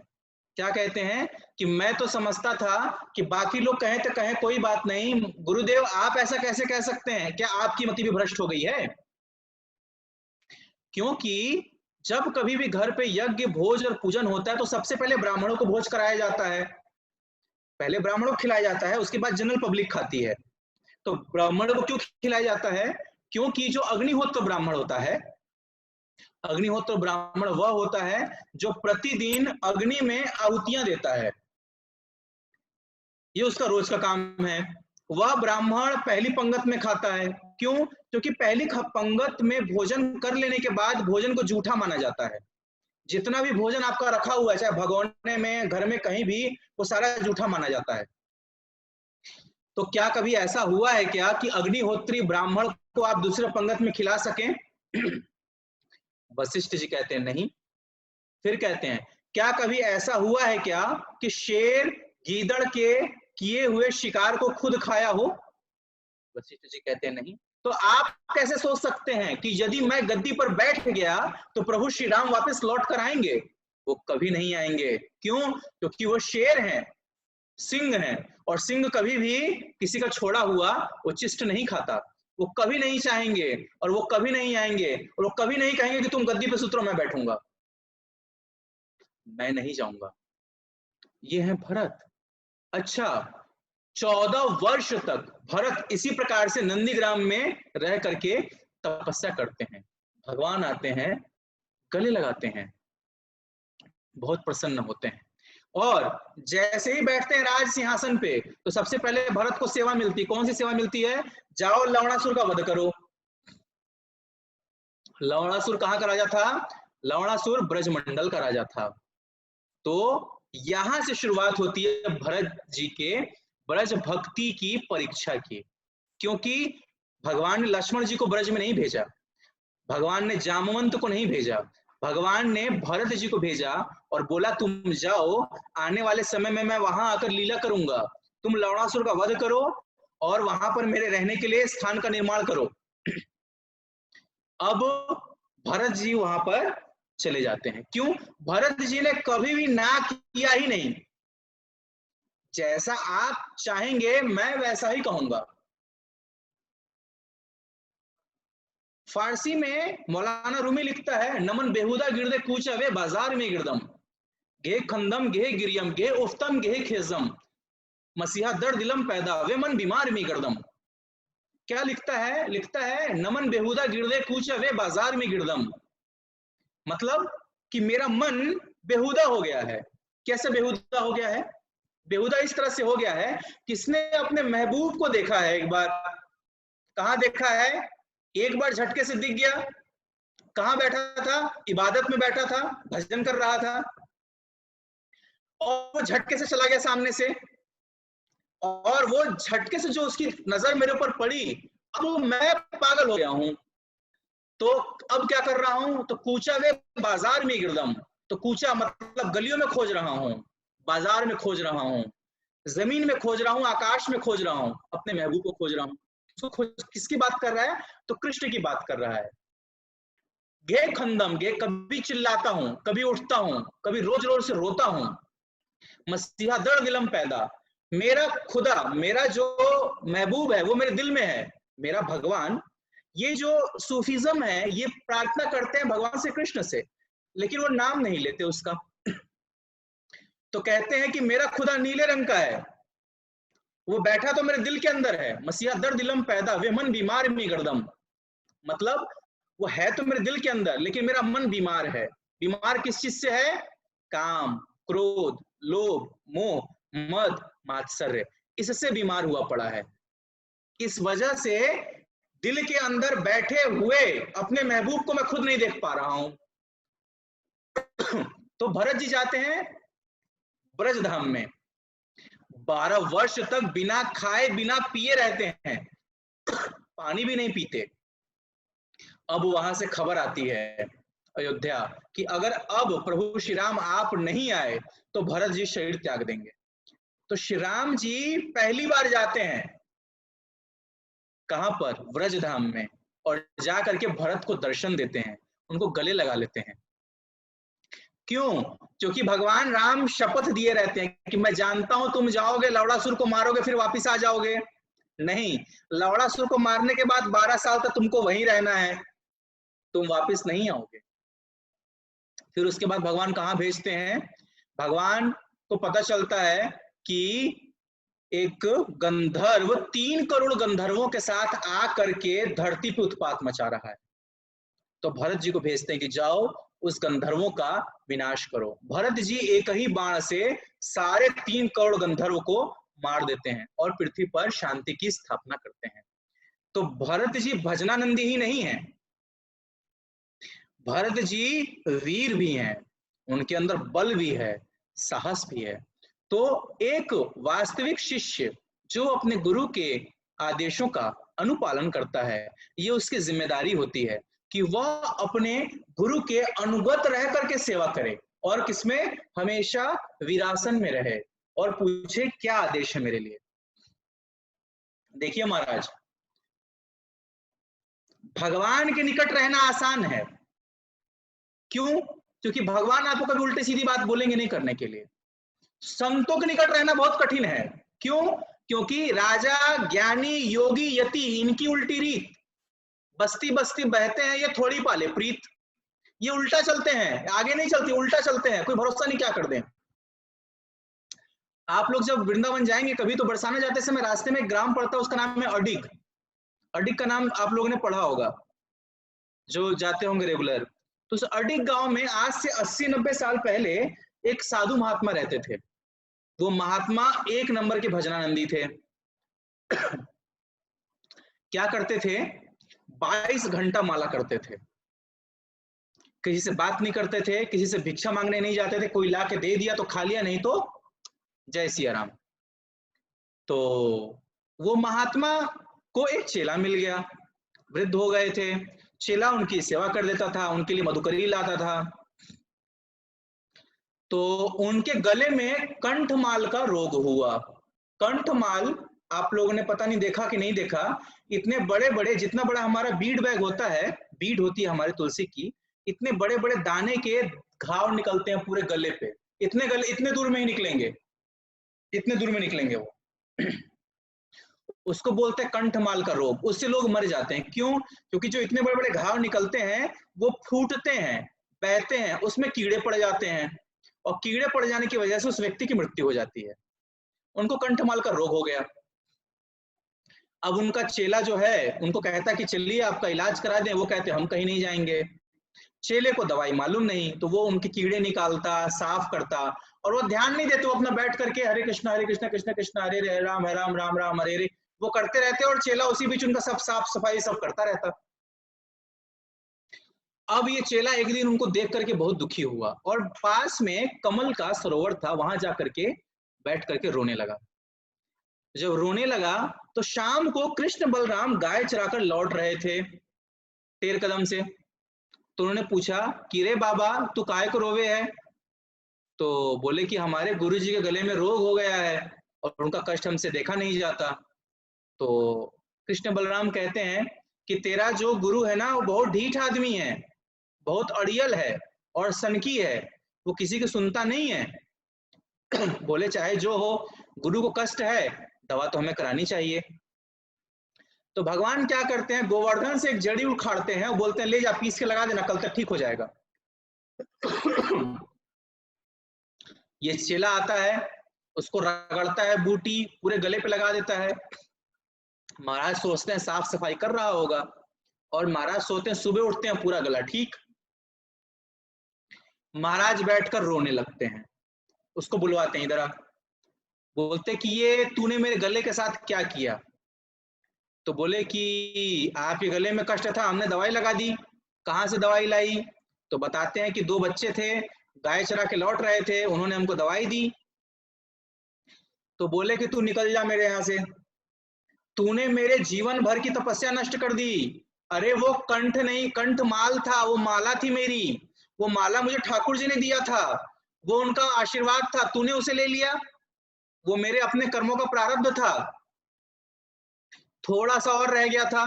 तेरे चक्कर में मुझे 9 महीना पेट में रहना पड़ेगा, दोबारा पैदा होना पड़ेगा, फिर से सारा कांड करना पड़ेगा। तू मेरा शत्रु है, भाग जाए यहाँ से। अब वो बेचारा पैर पकड़ के रोने लगता है, बोलता महाराज हमसे गलती हो गई, हमें माफ कर दीजिए, बताइए तरीका क्या है? तो कहते तरीका यही है कि जाओ हमारी बीमारी लाकर वापस हमारे गले में डालो। अब एक और समस्या, बीमारी ठीक हो गई तो कोई बात नहीं, बीमारी वापस कैसे लाएं? अब वो जाकर के फिर बैठ के कमल के तालाब के पास बैठ के रोने लगा। तो भगवान, अब ये कल शाम की बात थी, आज सवेरे भगवान कृष्ण बलराम वापिस जा रहे हैं टेर कदम, फिर रोता हुआ देखे इसको। बोले बाबा तू काहे को रोवे है? बोले कि हमारे गुरुजी बहुत रो रहे हैं और हमको मार के निकाल देंगे अगर हम उनकी बीमारी वापस नहीं किए तो। तो कहते हम तो तुझे पहले ही कहे थे, तेरा जो गुरु है बहुत अड़ियल है, ये ले। तो फिर एक जड़ी उखाड़ के देते, बोले ले जाओ उसे गले पे लगा देना, उसकी बीमारी वापस आ जाएगी। तो वो जड़ी ला करके पीस के लगाता है, बाबा के गला फिर से सड़ जाता है। बाबा बड़े प्रसन्न हो जाते हैं, उसको बहुत आशीर्वाद देते हैं। अब सड़े हुए गले से बाबा माला करते हैं। 15 दिन बाद बाबा का गला सारा अपने आप फूट के, पक के, सड़ा, सब कुछ ठीक हो जाता है। बाबा उस शिष्य को बुलाते हैं, उसके पीठ पे हाथ रखते हैं, बोले कि तेरे को जो दोनों मिले थे ना वो कृष्ण और बलराम थे, और तेरी गुरु भक्ति की सेवा को देखकर तुझ पे इतना प्रसन्न हुए कि मुझे तो दर्शन नहीं दिए, तुझे दर्शन दे दिए। तो देख, इस धरती पे जो भी कष्ट आए हमें वो कष्ट स्वीकार करना चाहिए। क्यों? क्योंकि वो हमारे अपने कर्मों का प्रारब्ध है। हम जितना अपने कर्म भोगेंगे वो कटता चला जाएगा, और यदि नहीं भोगेंगे, भगवान को इसमें डाल देंगे, तो हमें दोबारा जन्म लेना पड़ेगा। चैतन्य महाप्रभु, मैंने आपको बताया, राजा ज्ञानी योगी यति, चैतन्य महाप्रभु रोज हरितिकी खाते थे। तो एक दिन उनके चेले ने 2 हरितिकी मांग लाई, एक अपने गमछे में खोस लिया, तो जैसे ही बोले कि हरितिकी, तुरंत निकाल के दे दिया। अब उनकी जगह पे यदि मैं होता तो मैं कहता बड़ा अच्छा किए, 2-4 और मांग के रख लो, रोज रोज का झंझट छूटे। और भूरी जन से प्रभु से कहो 1 आध किलो हरितिकी दे दें, 1 आध महीने की छुट्टी हो जाए, कहाँ रोज रोज मांगोगे। चैतन्य महाप्रभु बोले तू भाग जा मेरे पास से, तू गृहस्थ है, तू खुद भी गृहस्थ बनेगा, मुझे भी गृहस्थ बनाएगा, तुझे संग्रह करने की आदत है। तो राजा ज्ञानी योगी यति, उनकी उल्टी रीति, उल्टा चलते हैं। इसीलिए भगवान के नजदीक रहना आसान है, गुरु की सेवा का पालन करना आसान नहीं है। कलेजा फट जाता है, ये जो कलेजा है ना ये फट जाता है। क्यों? क्योंकि सारी चोट अहंकार पे पड़ती है। गुरु जी ऐसे आदमी के साथ बैठा देंगे सेवा करने के लिए जिसको हम फूटी आंख देखना नहीं चाहते, जिसकी शक्ल सवेरे देख ले तो दिन खराब हो जाए। गुरु जी बोलेंगे कि तुम्हारी सेवा उसी के साथ है, जाइए भाई साहब देख लीजिए, अब आपको सेवा उनके साथ करनी है। बोले महाराज कोई और सेवा दे दीजिए। बोले तो फिर जाओ, तुमको जो अपने मन से करना है करो, मेरी बात मानोगे तुमको वाली सेवा करनी पड़ेगी। तो ये गुरु की आदत है। क्यों? क्योंकि जानता है ना कि शिष्य के अंदर कमी क्या है। गुरु कुमार शिष्य कुंभ है, गड़गड़ काड़ी खोट, अंतर हाथ सहार दे, बाहर मारे चोट। गुरु जानता है कि इसकी खूंटी कहाँ अटकी हुई है। राजा भर्तरी और गोपीचंद, इन दोनों ने संन्यास लिया। ये तो दूसरी कथा है, मैं फिर कभी बाद में आपको सुनाऊंगा। तो भर्तरी को संन्यास क्यों मिला? क्योंकि पिंगला से प्रेम करते थे, पिंगला किसी और से प्रेम करती थी, वो किसी और से प्रेम करता था, और वो लड़की से जिससे प्रेम करता था वो भर्तरी से प्रेम करती थी। तो लव ट्रायंगल में फंस गए भर्तरी महाराज। तो पिंगला के चक्कर में भर्तरी महाराज ने संन्यास लिया। गोपीचंद बड़े सुंदर थे, उन्होंने भी संन्यास लिया। दोनों पहुंचे नर्मदा के तट पे नहाने के लिए। क्यों? क्योंकि दोनों के गुरु थे गोरक्षनाथ, उन्होंने कहा जाओ नहा कर आओ। तो इन दोनों ने अपनी अपनी झोली जो है वो एक झोपड़ी में खूंटी पे टांग दी। जब लौट कर आए तो भर्तरी ने गोपीचंद से कहा तूने मेरी खूंटी पे अपनी झोली क्यों टांगी? गोपीचंद ने कहा तूने मेरी खूंटी पे अपनी झोली क्यों टांगी? अब दोनों के पास तलवार तो था नहीं, पत्थर उठा के मारने लगे एक दूसरे को। तब तक जिसकी झोपड़ी थी वो बुढ़िया आ गई, वो बोले धिक्कार है तुम दोनों को, एक खूंटी पे लड़ रहे हो। धन्य है हमारे महाराज भर्तरी, धन्य है हमारे महाराज गोपीचंद, जिन्होंने पूरे संसार का त्याग कर दिया, मल के समान त्याग दिया। तुम लोग एक खूंटी पे लड़ रहे हो। अब दोनों एक दूसरे का मुंह देखते हैं। अच्छा, दोनों को नहीं मालूम कि एक भर्तरी है गोपीचंद है। बोलते हैं बात तो हमारी ही हो रही है, बात भी सही है, सारा संसार छोड़ दे, खूंटी पे आके जान अटक गई हमारी। दोनों अपना अपना झोला कंधे में टांगते हैं और जाके गुरुजी को दंडवत मारते हैं। तो यहाँ से कहावत निकली कि हमारी जान जो है वो खूंटी पर टंगी हुई है। तो हम सबकी कहीं ना कहीं आत्मा खूंटी पर टंगी हुई है, तो गुरुजी उस खूंटी पर से हमें उतारते हैं। तो आज भरत जी के चरण कमलों में हम सब प्रार्थना करते हैं कि जिस प्रकार से उन्होंने शुद्ध भक्ति की परिभाषा को स्थापित किया, अपने आचरण में जी करके दिखाया कि what is the pure devotional practice, we should also accept, oh Lord Krishna please accept me, मुझे स्वीकार करिए, मैं जो हूं जैसा हूं, मैं आपका दास हूं। मैं आपको एक बहुत अच्छी पंक्ति सुनाता हूं।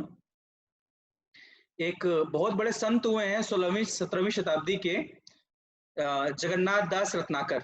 जगन्नाथ दास रत्नाकर ने उद्धव शतक में शुद्ध भक्ति को डिफाइन जैसा किया है वैसा मैंने अभी तक नहीं पढ़ा। मैं बहुत ज्यादा इम्प्रेस था उनसे और मैं कई बार पढ़ा हूं। आप लोगों को कभी मिले तो उसको लेके पढ़िएगा। उस पुस्तक का नाम है उद्धव शतक, जगन्नाथ दास रत्नाकर ने लिखा है।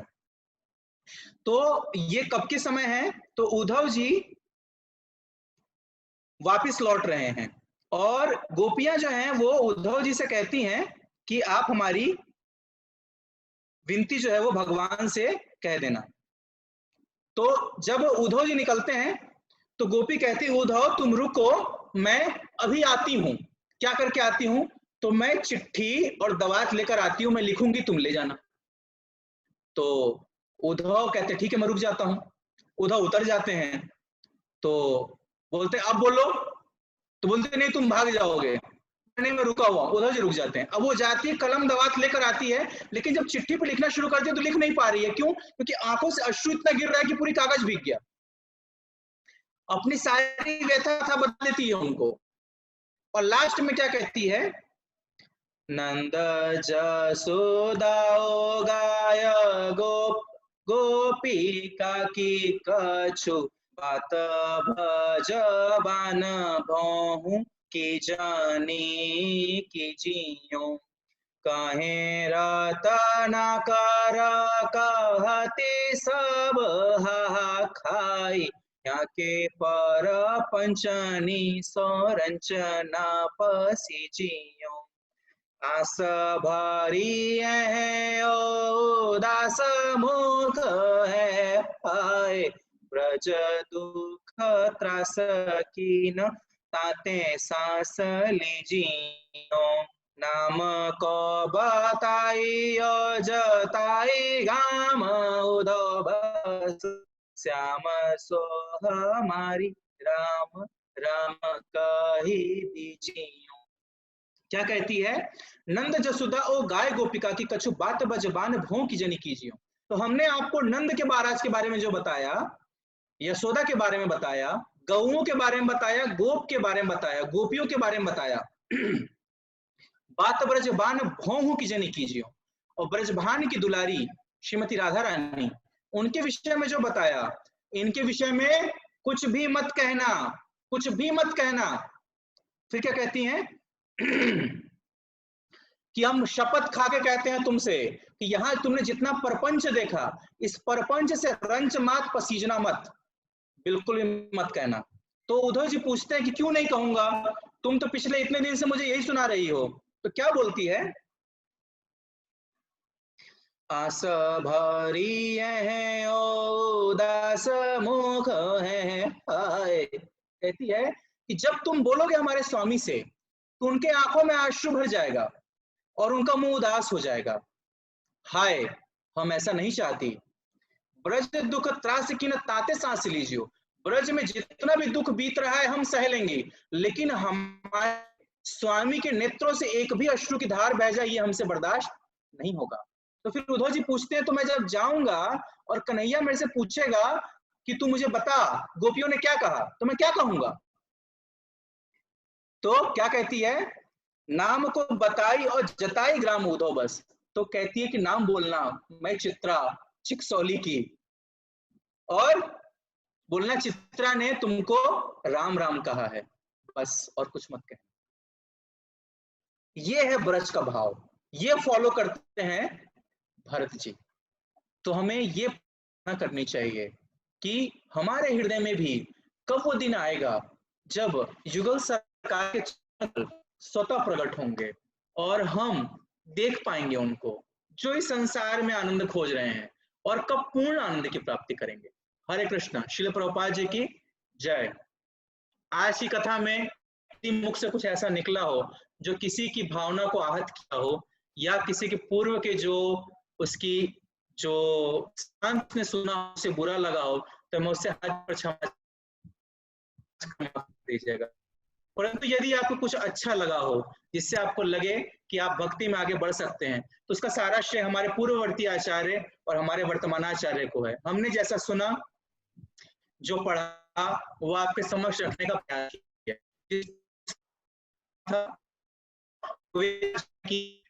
पर लिखा है कि 11वीं शताब्दी बहुत बड़े आचार्य हुए हैं। और दूसरी जो बुक पुस्तक थी वो थी हनुमान नाटक, जो कि हनुमान प्रसाद जी का लिखा हुआ है।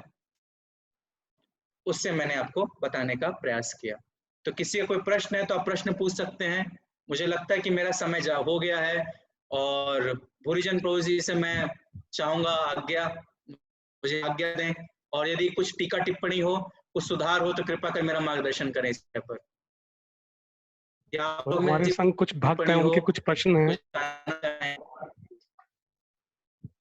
मुकेश मेहता प्रभु, हाँ, बिल्कुल। मनीष प्रभु से मैं रिक्वेस्ट करूंगा, मुकेश मेहता प्रभु को अनम्यूट कर दीजिए। मुकेश मेहता प्रभु जी, आप प्रश्न पूछ लीजिए अपना। हरे कृष्णा गुरु जी। जी पूछिए। हरे कृष्णा गुरु जी। प्रभु जी दंडवत प्रणाम। गुरु जी, आपने लग्नासुर का बताएं प्रभु जी।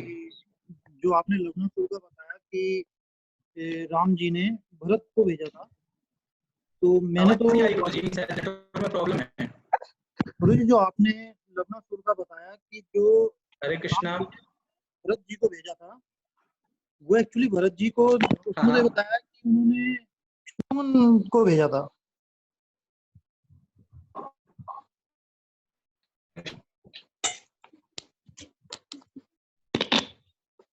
हेलो, हरे कृष्णा। हरे कृष्णा। आप अपना हरे कृष्णा आवाज आ रही, बताएं प्रभु जी। आप टाइप करके भेज देंगे तो ज्यादा अच्छा रहेगा, मैं उससे पढ़ लूंगा। टाइप कर दीजिए प्रभु जी। जब तक कुछ और पूछ लेते हैं। नारायणी माता जी हैं हमारे साथ। मनीष प्रभु जी, नारायणी देवी दासी के नाम से है, उनको अनम्यूट कर दीजिए।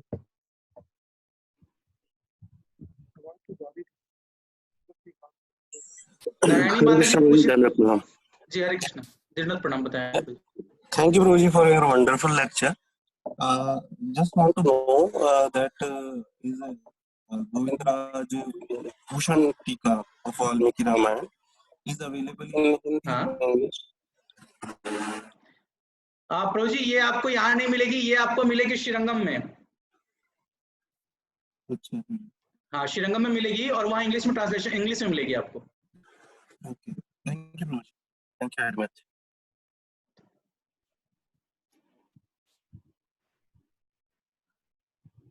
किसी और भक्त का कोई प्रश्न हो तो पूछ सकते हैं।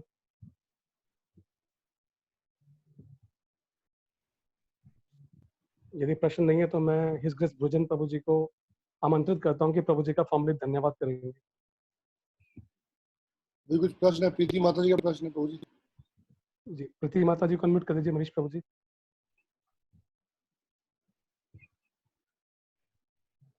हरे कृष्णा प्रभु जी। हरे कृष्णा माता जी। प्रभु जी, आपने जैसे बहुत सुंदर भरत जी का चरित्र बताया, तो रामायण में सबसे सुंदर चरित्र भरत जी का है, लेकिन आपने उसमें ये बताया कि जब वो भरत जी अयोध्या से ही खड़ाऊ लेकर भगवान राम के पास आए थे, तो हमने अब तक जैसे जितनी बार भी सुना है तो वो राम जी लक्ष्मण जी को कहते हैं कि मेरी खड़ाऊ अंदर से लेकर आओ। तो ये मतलब थोड़ा सा नया सा लगा कि एक्चुअली में मतलब क्या है इफेक्ट। हाँ, यहाँ पर जो दिखाया गया है ना, रामायण में जो दिखाया गया है, रामायण सीरियल में गलत दिखाया गया है, क्योंकि जब कैकेयी ने भगवान से वरदान, जब कैकेयी ने भगवान को बोला कि तुम वनवास में जाओ, तो उसने पहले से ही तीन जोड़ी वल्कल वस्त्र मनवा रखे थे, और उसकी शर्त थी, आप खड़ाऊ नहीं पहनेंगे, आप नंगे पैर रहेंगे, आप अग्नि में पका हुआ भोजन नहीं खाएंगे, आप किसी नगर में नहीं जाएंगे, आप अपने केश नहीं संवारेंगे, आप शरीर पर कभी भी मिट्टी लगा के स्नान नहीं करेंगे, आप जिस वस्त्र पहने हो वस्त्र पहनकर ही स्नान करेंगे। ये सारी शर्त थी उसमें। तो भगवान जब वन में गए तो नंगे पैर गए, माता जानकी भी नंगे पैर थी और लक्ष्मण जी भी नंगे पैर थे, ये तीनों लोग कुछ पहनकर नहीं गए थे। ठीक है प्रभु जी। प्रभु जी एक क्वेश्चन और है। खड़ाऊ थी जो कि सूर्यदेव ने विवस्वान को दिया था। अच्छा, हरे कृष्ण। बताएं माता जी, बताएं माता। प्रभु जी, अनुकूलन कृष्ण को एक बार थोड़ा सा और समझा दीजिए कि हम उसको अपनी लाइफ में कैसे इम्प्लीमेंट कर सकते हैं। आनुकूल्यन का मतलब है कि गुरु श्रुति स्मृति पुराण आदि पंचरात्रिक विधि एकांत की हरे भक्ति उत्पाते व कल्पते। कोई भी भक्ति जो श्रुति स्मृति शास्त्र के अनुसार नहीं है तो केवल समाज में उत्पात लेकर आती है। जैसे यदि मैं गोपी ड्रेस पहन लूं और दिल्ली मंदिर में रोज शाम को नाचना शुरू कर दूं, तो अब इससे उत्पात आ जाएगा कि बताओ ये क्या हो गया, अच्छा खासा ब्रह्मचारी था, अभी इसने ये जो है ये गोपी ड्रेस पहने क्यों नाच रहा है, कहीं लिखा है क्या ऐसा? नहीं, ये नहीं लिखा हुआ। अच्छा, अगर सखी भाव है आपके अंदर और आपने उसको डेवलप कर लिया है तो आप अकेले में बैठ के रहिए। यदि आपको भगवान से बहुत ज्यादा प्रेम है, तो प्रेम तब माना जाएगा जब रात को आप अकेले में सोए तकिए में और सुबह आपका तकिया भीगा हुआ मिले, तब तो माना जाएगा प्रेम है। अब सारी पब्लिक देख रही है, वहां पे गंगा जमुना बहाए जा रहे हैं, तो सब लोग मुझे देखे मैं कितना बड़ा भक्त हूं, देखो मेरे आंसू निकल रहे हैं। ऐसा नहीं होना चाहिए। तकिया गीला होना चाहिए, सुबह आपका मिलना चाहिए, तकिया गीला मिलना चाहिए। जब अंदर से प्रेम की आग निकलती है ना व्यक्ति की, उससे खाया नहीं जाता। कैसे? तो अहम हरे तो पादैकमूलौ दासानुदा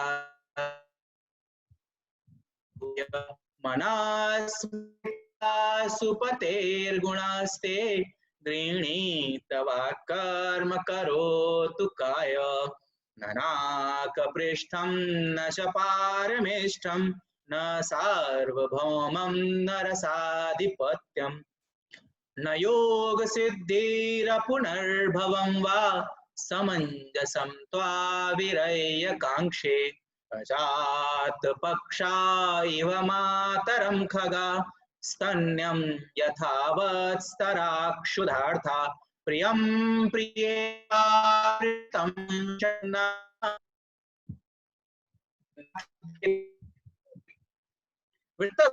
कर रहे हैं। जब इंद्र तो एक मुक्का मारते हैं, इंद्र 100 धनुष पीछे चला जाता है, मतलब 400 हाथ, तो इंद्र डर जाता है, तो उसका वज्र उठा के उसके हाथ में दे देते हैं, बोलता है रे इंद्र मार मुझे, लेकिन इंद्र डर के कारण आगे नहीं बढ़ रहा है। तब बोलते हैं कि ये तो डरा हुआ, ये तो आगे बढ़ेगा नहीं। तब उसकी तरफ से मुंह मोड़ करके अपने स्वामी को याद करते हैं और क्या बोलते हैं, अहम हरे तो पादैकमूलौ, हे भगवान मुझे अपने चरण कमल के दासों के भवितास्मि भूया। भगवान बोलते हैं अच्छा, लेकिन मेरे पास तुमको देने के लिए कुछ है। तो जब कभी भी हम भक्ति करते हैं तो हमें धन जन और सुंदरी ये भारी मात्रा में ऐसे आएगा जैसे कि बाढ़ आ रही है। तो क्या करना चाहिए, रास्ता दे देना चाहिए। सामान्यतः क्या होता है, हम बोलते हैं कि अब डूब जाते हैं, ये तो मेरे लिए ही तो है। तो बोलते हैं ननाक पृष्ठम, मुझे स्वर्ग लोक नहीं चाहिए, न च पारमेष्ठम, परमेश्वर का भी स्थान नहीं चाहिए, न सार्वभौमम, संपूर्ण ब्रह्मांड का राज्य भी नहीं चाहिए, न रसाधिपत्यम, मुझे रसातल का भी राज्य नहीं चाहिए, आपने बल को ठगा था, न योग सिद्धि,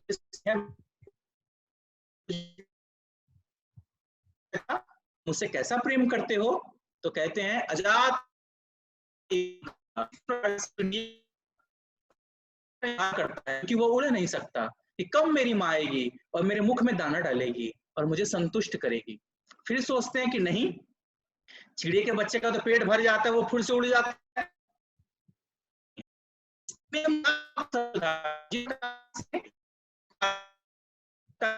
बछड़ा माँ का दूध पीने के लिए बेचैन रहता है कि कब जाऊं माँ का दूध पी लूं। फिर बोलते ये भी ठीक नहीं है, क्यों? क्योंकि जब बछड़ा दूध पी लेता है तो वो भी भाग जाता है। फिर कहते हैं प्रियम प्रिय व विषितम विषन्ना, मतलब कि एक ऐसी स्त्री जिसका पति पड़ गया है और उसको पता चलता है कि उसके स्वामी आने वाले हैं, अब वो नाना प्रकार के भोग और व्यंजन बना के तैयार करती है और दरवाजे पे जाती है, 16 श्रृंगार करती है और बैठ करके इंतजार करती है कि मेरे स्वामी आएंगे। लेकिन उसका पति नहीं आता, उसका पति उस दिन नहीं आता।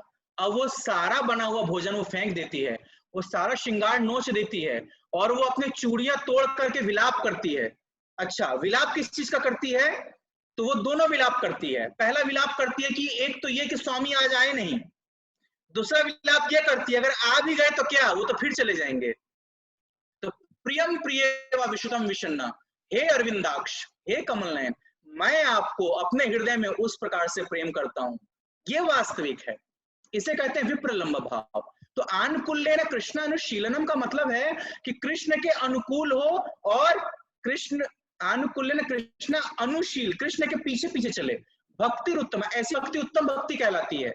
जैसे वृंदावन के ठाकुर जी बांके बिहारी जी को ठंड के दिन में फूल भी नहीं चढ़ता, फूल की माला नहीं पहनाई जाती उनको।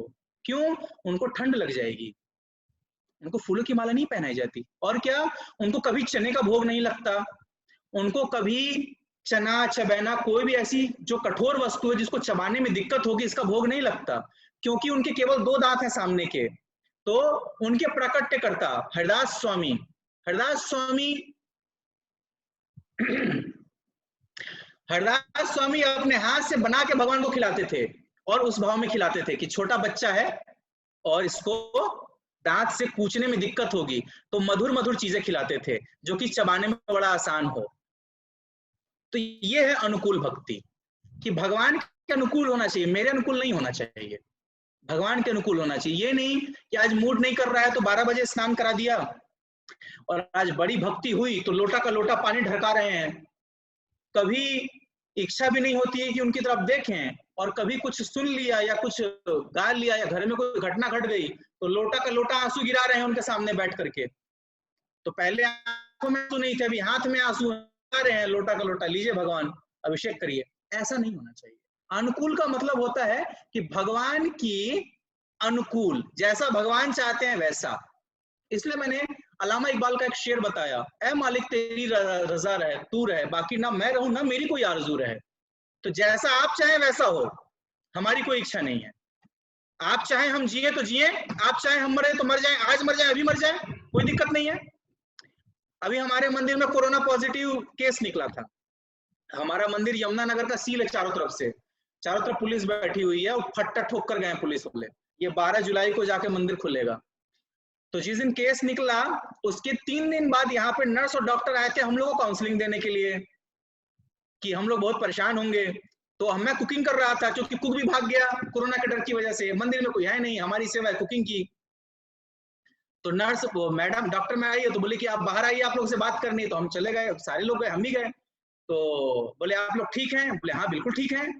तो आप लोग का रिपोर्ट आ गया? जी अभी नहीं आया। तो आप लोग परेशान तो नहीं है, आप लोग को दिक्कत तो नहीं हो रही है? बोले नहीं, परेशानी किस बात की, प्रसाद बना रहे, पूछ उठा के खा रहे ठाकुर जी का, सीताराम सीताराम कर रहे हैं। तो बोले कि हम लोग, मैं पूछा आप आए क्यों है पहले ये बताइए। बोले हम लोग काउंसलिंग देने आए हैं, क्योंकि जिसके घर में कोरोना निकलता है ना, सब लोग डिप्रेशन में चले जाते हैं। सब आनंद बजा रहे हैं, हम तो घी में मालपुआ बना रहे हैं, हमें कोई दिक्कतें नहीं है। अरे अगर हमको कोरोना हो गया तो जो बाहर जो अंदर बैठा हुआ है बांसुरी लेकर के वो उपास करेगा, बांसुरी लेके खड़ा रह जाएगा, क्योंकि हमको कोरोना हो गया, हम मर गए तो खाना कौन लाएगा, वो तो वैसे रह जाएंगे। तो हमने तो उनसे ये बात कही है। दूसरी बात, अगर उनकी इच्छा हो हम जिए तो जिए, उनकी इच्छा हम मरे तो भी मर जाए, आज मर जाए, क्या दिक्कत है। तो है ये को फॉलो करती है कि अगर उनकी इच्छा हो तो हम जिए, उनकी आज मर जाए, क्या दिक्कत है, चाहे हमसे करवाएं। क्या होगा माता?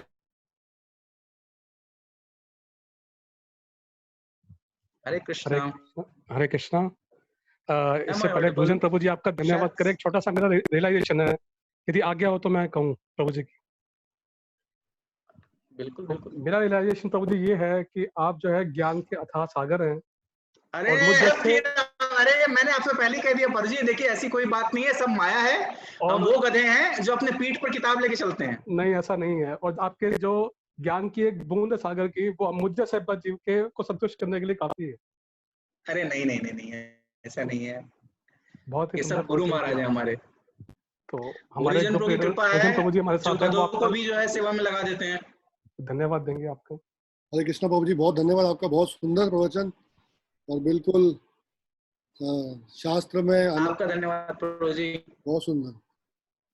तो आपसे प्रार्थना है कि इस कोरोना के समय में अपना ऐसा जो वायरस है हम हमारे पास फैलाते रहिए कि ताकि कोरोना वायरस निकल जाए और आपका वायरस जो है भक्ति में कोरोना वायरस काम करेगा, कोरोना वायरस खत्म हो जाएगा।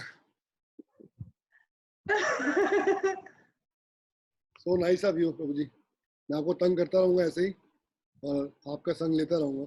नहीं नहीं बिल्कुल बिल्कुल, बहुत आप मुझे सेवा देते रहें, मैं बहुत बहुत आभारी हूँ आपका, आपने मुझे सेवा दिया। सेवा सौभाग्य होती है। बहुत बहुत धन्यवाद प्रभु जी। हरे कृष्णा, दंडवत प्रणाम। सभी भक्तों से निवेदन है कि आज की कक्षा का फीडबैक दे दीजिएगा चैट बॉक्स पे। धन्यवाद। इस ग्रेस साक्षी माधव प्रभु की जय, प्रभु जी की जय, लीला प्रभुपाद की जय, गौर प्रेमानंदे हरि हरि हरि हरि बोल। हरे कृष्ण।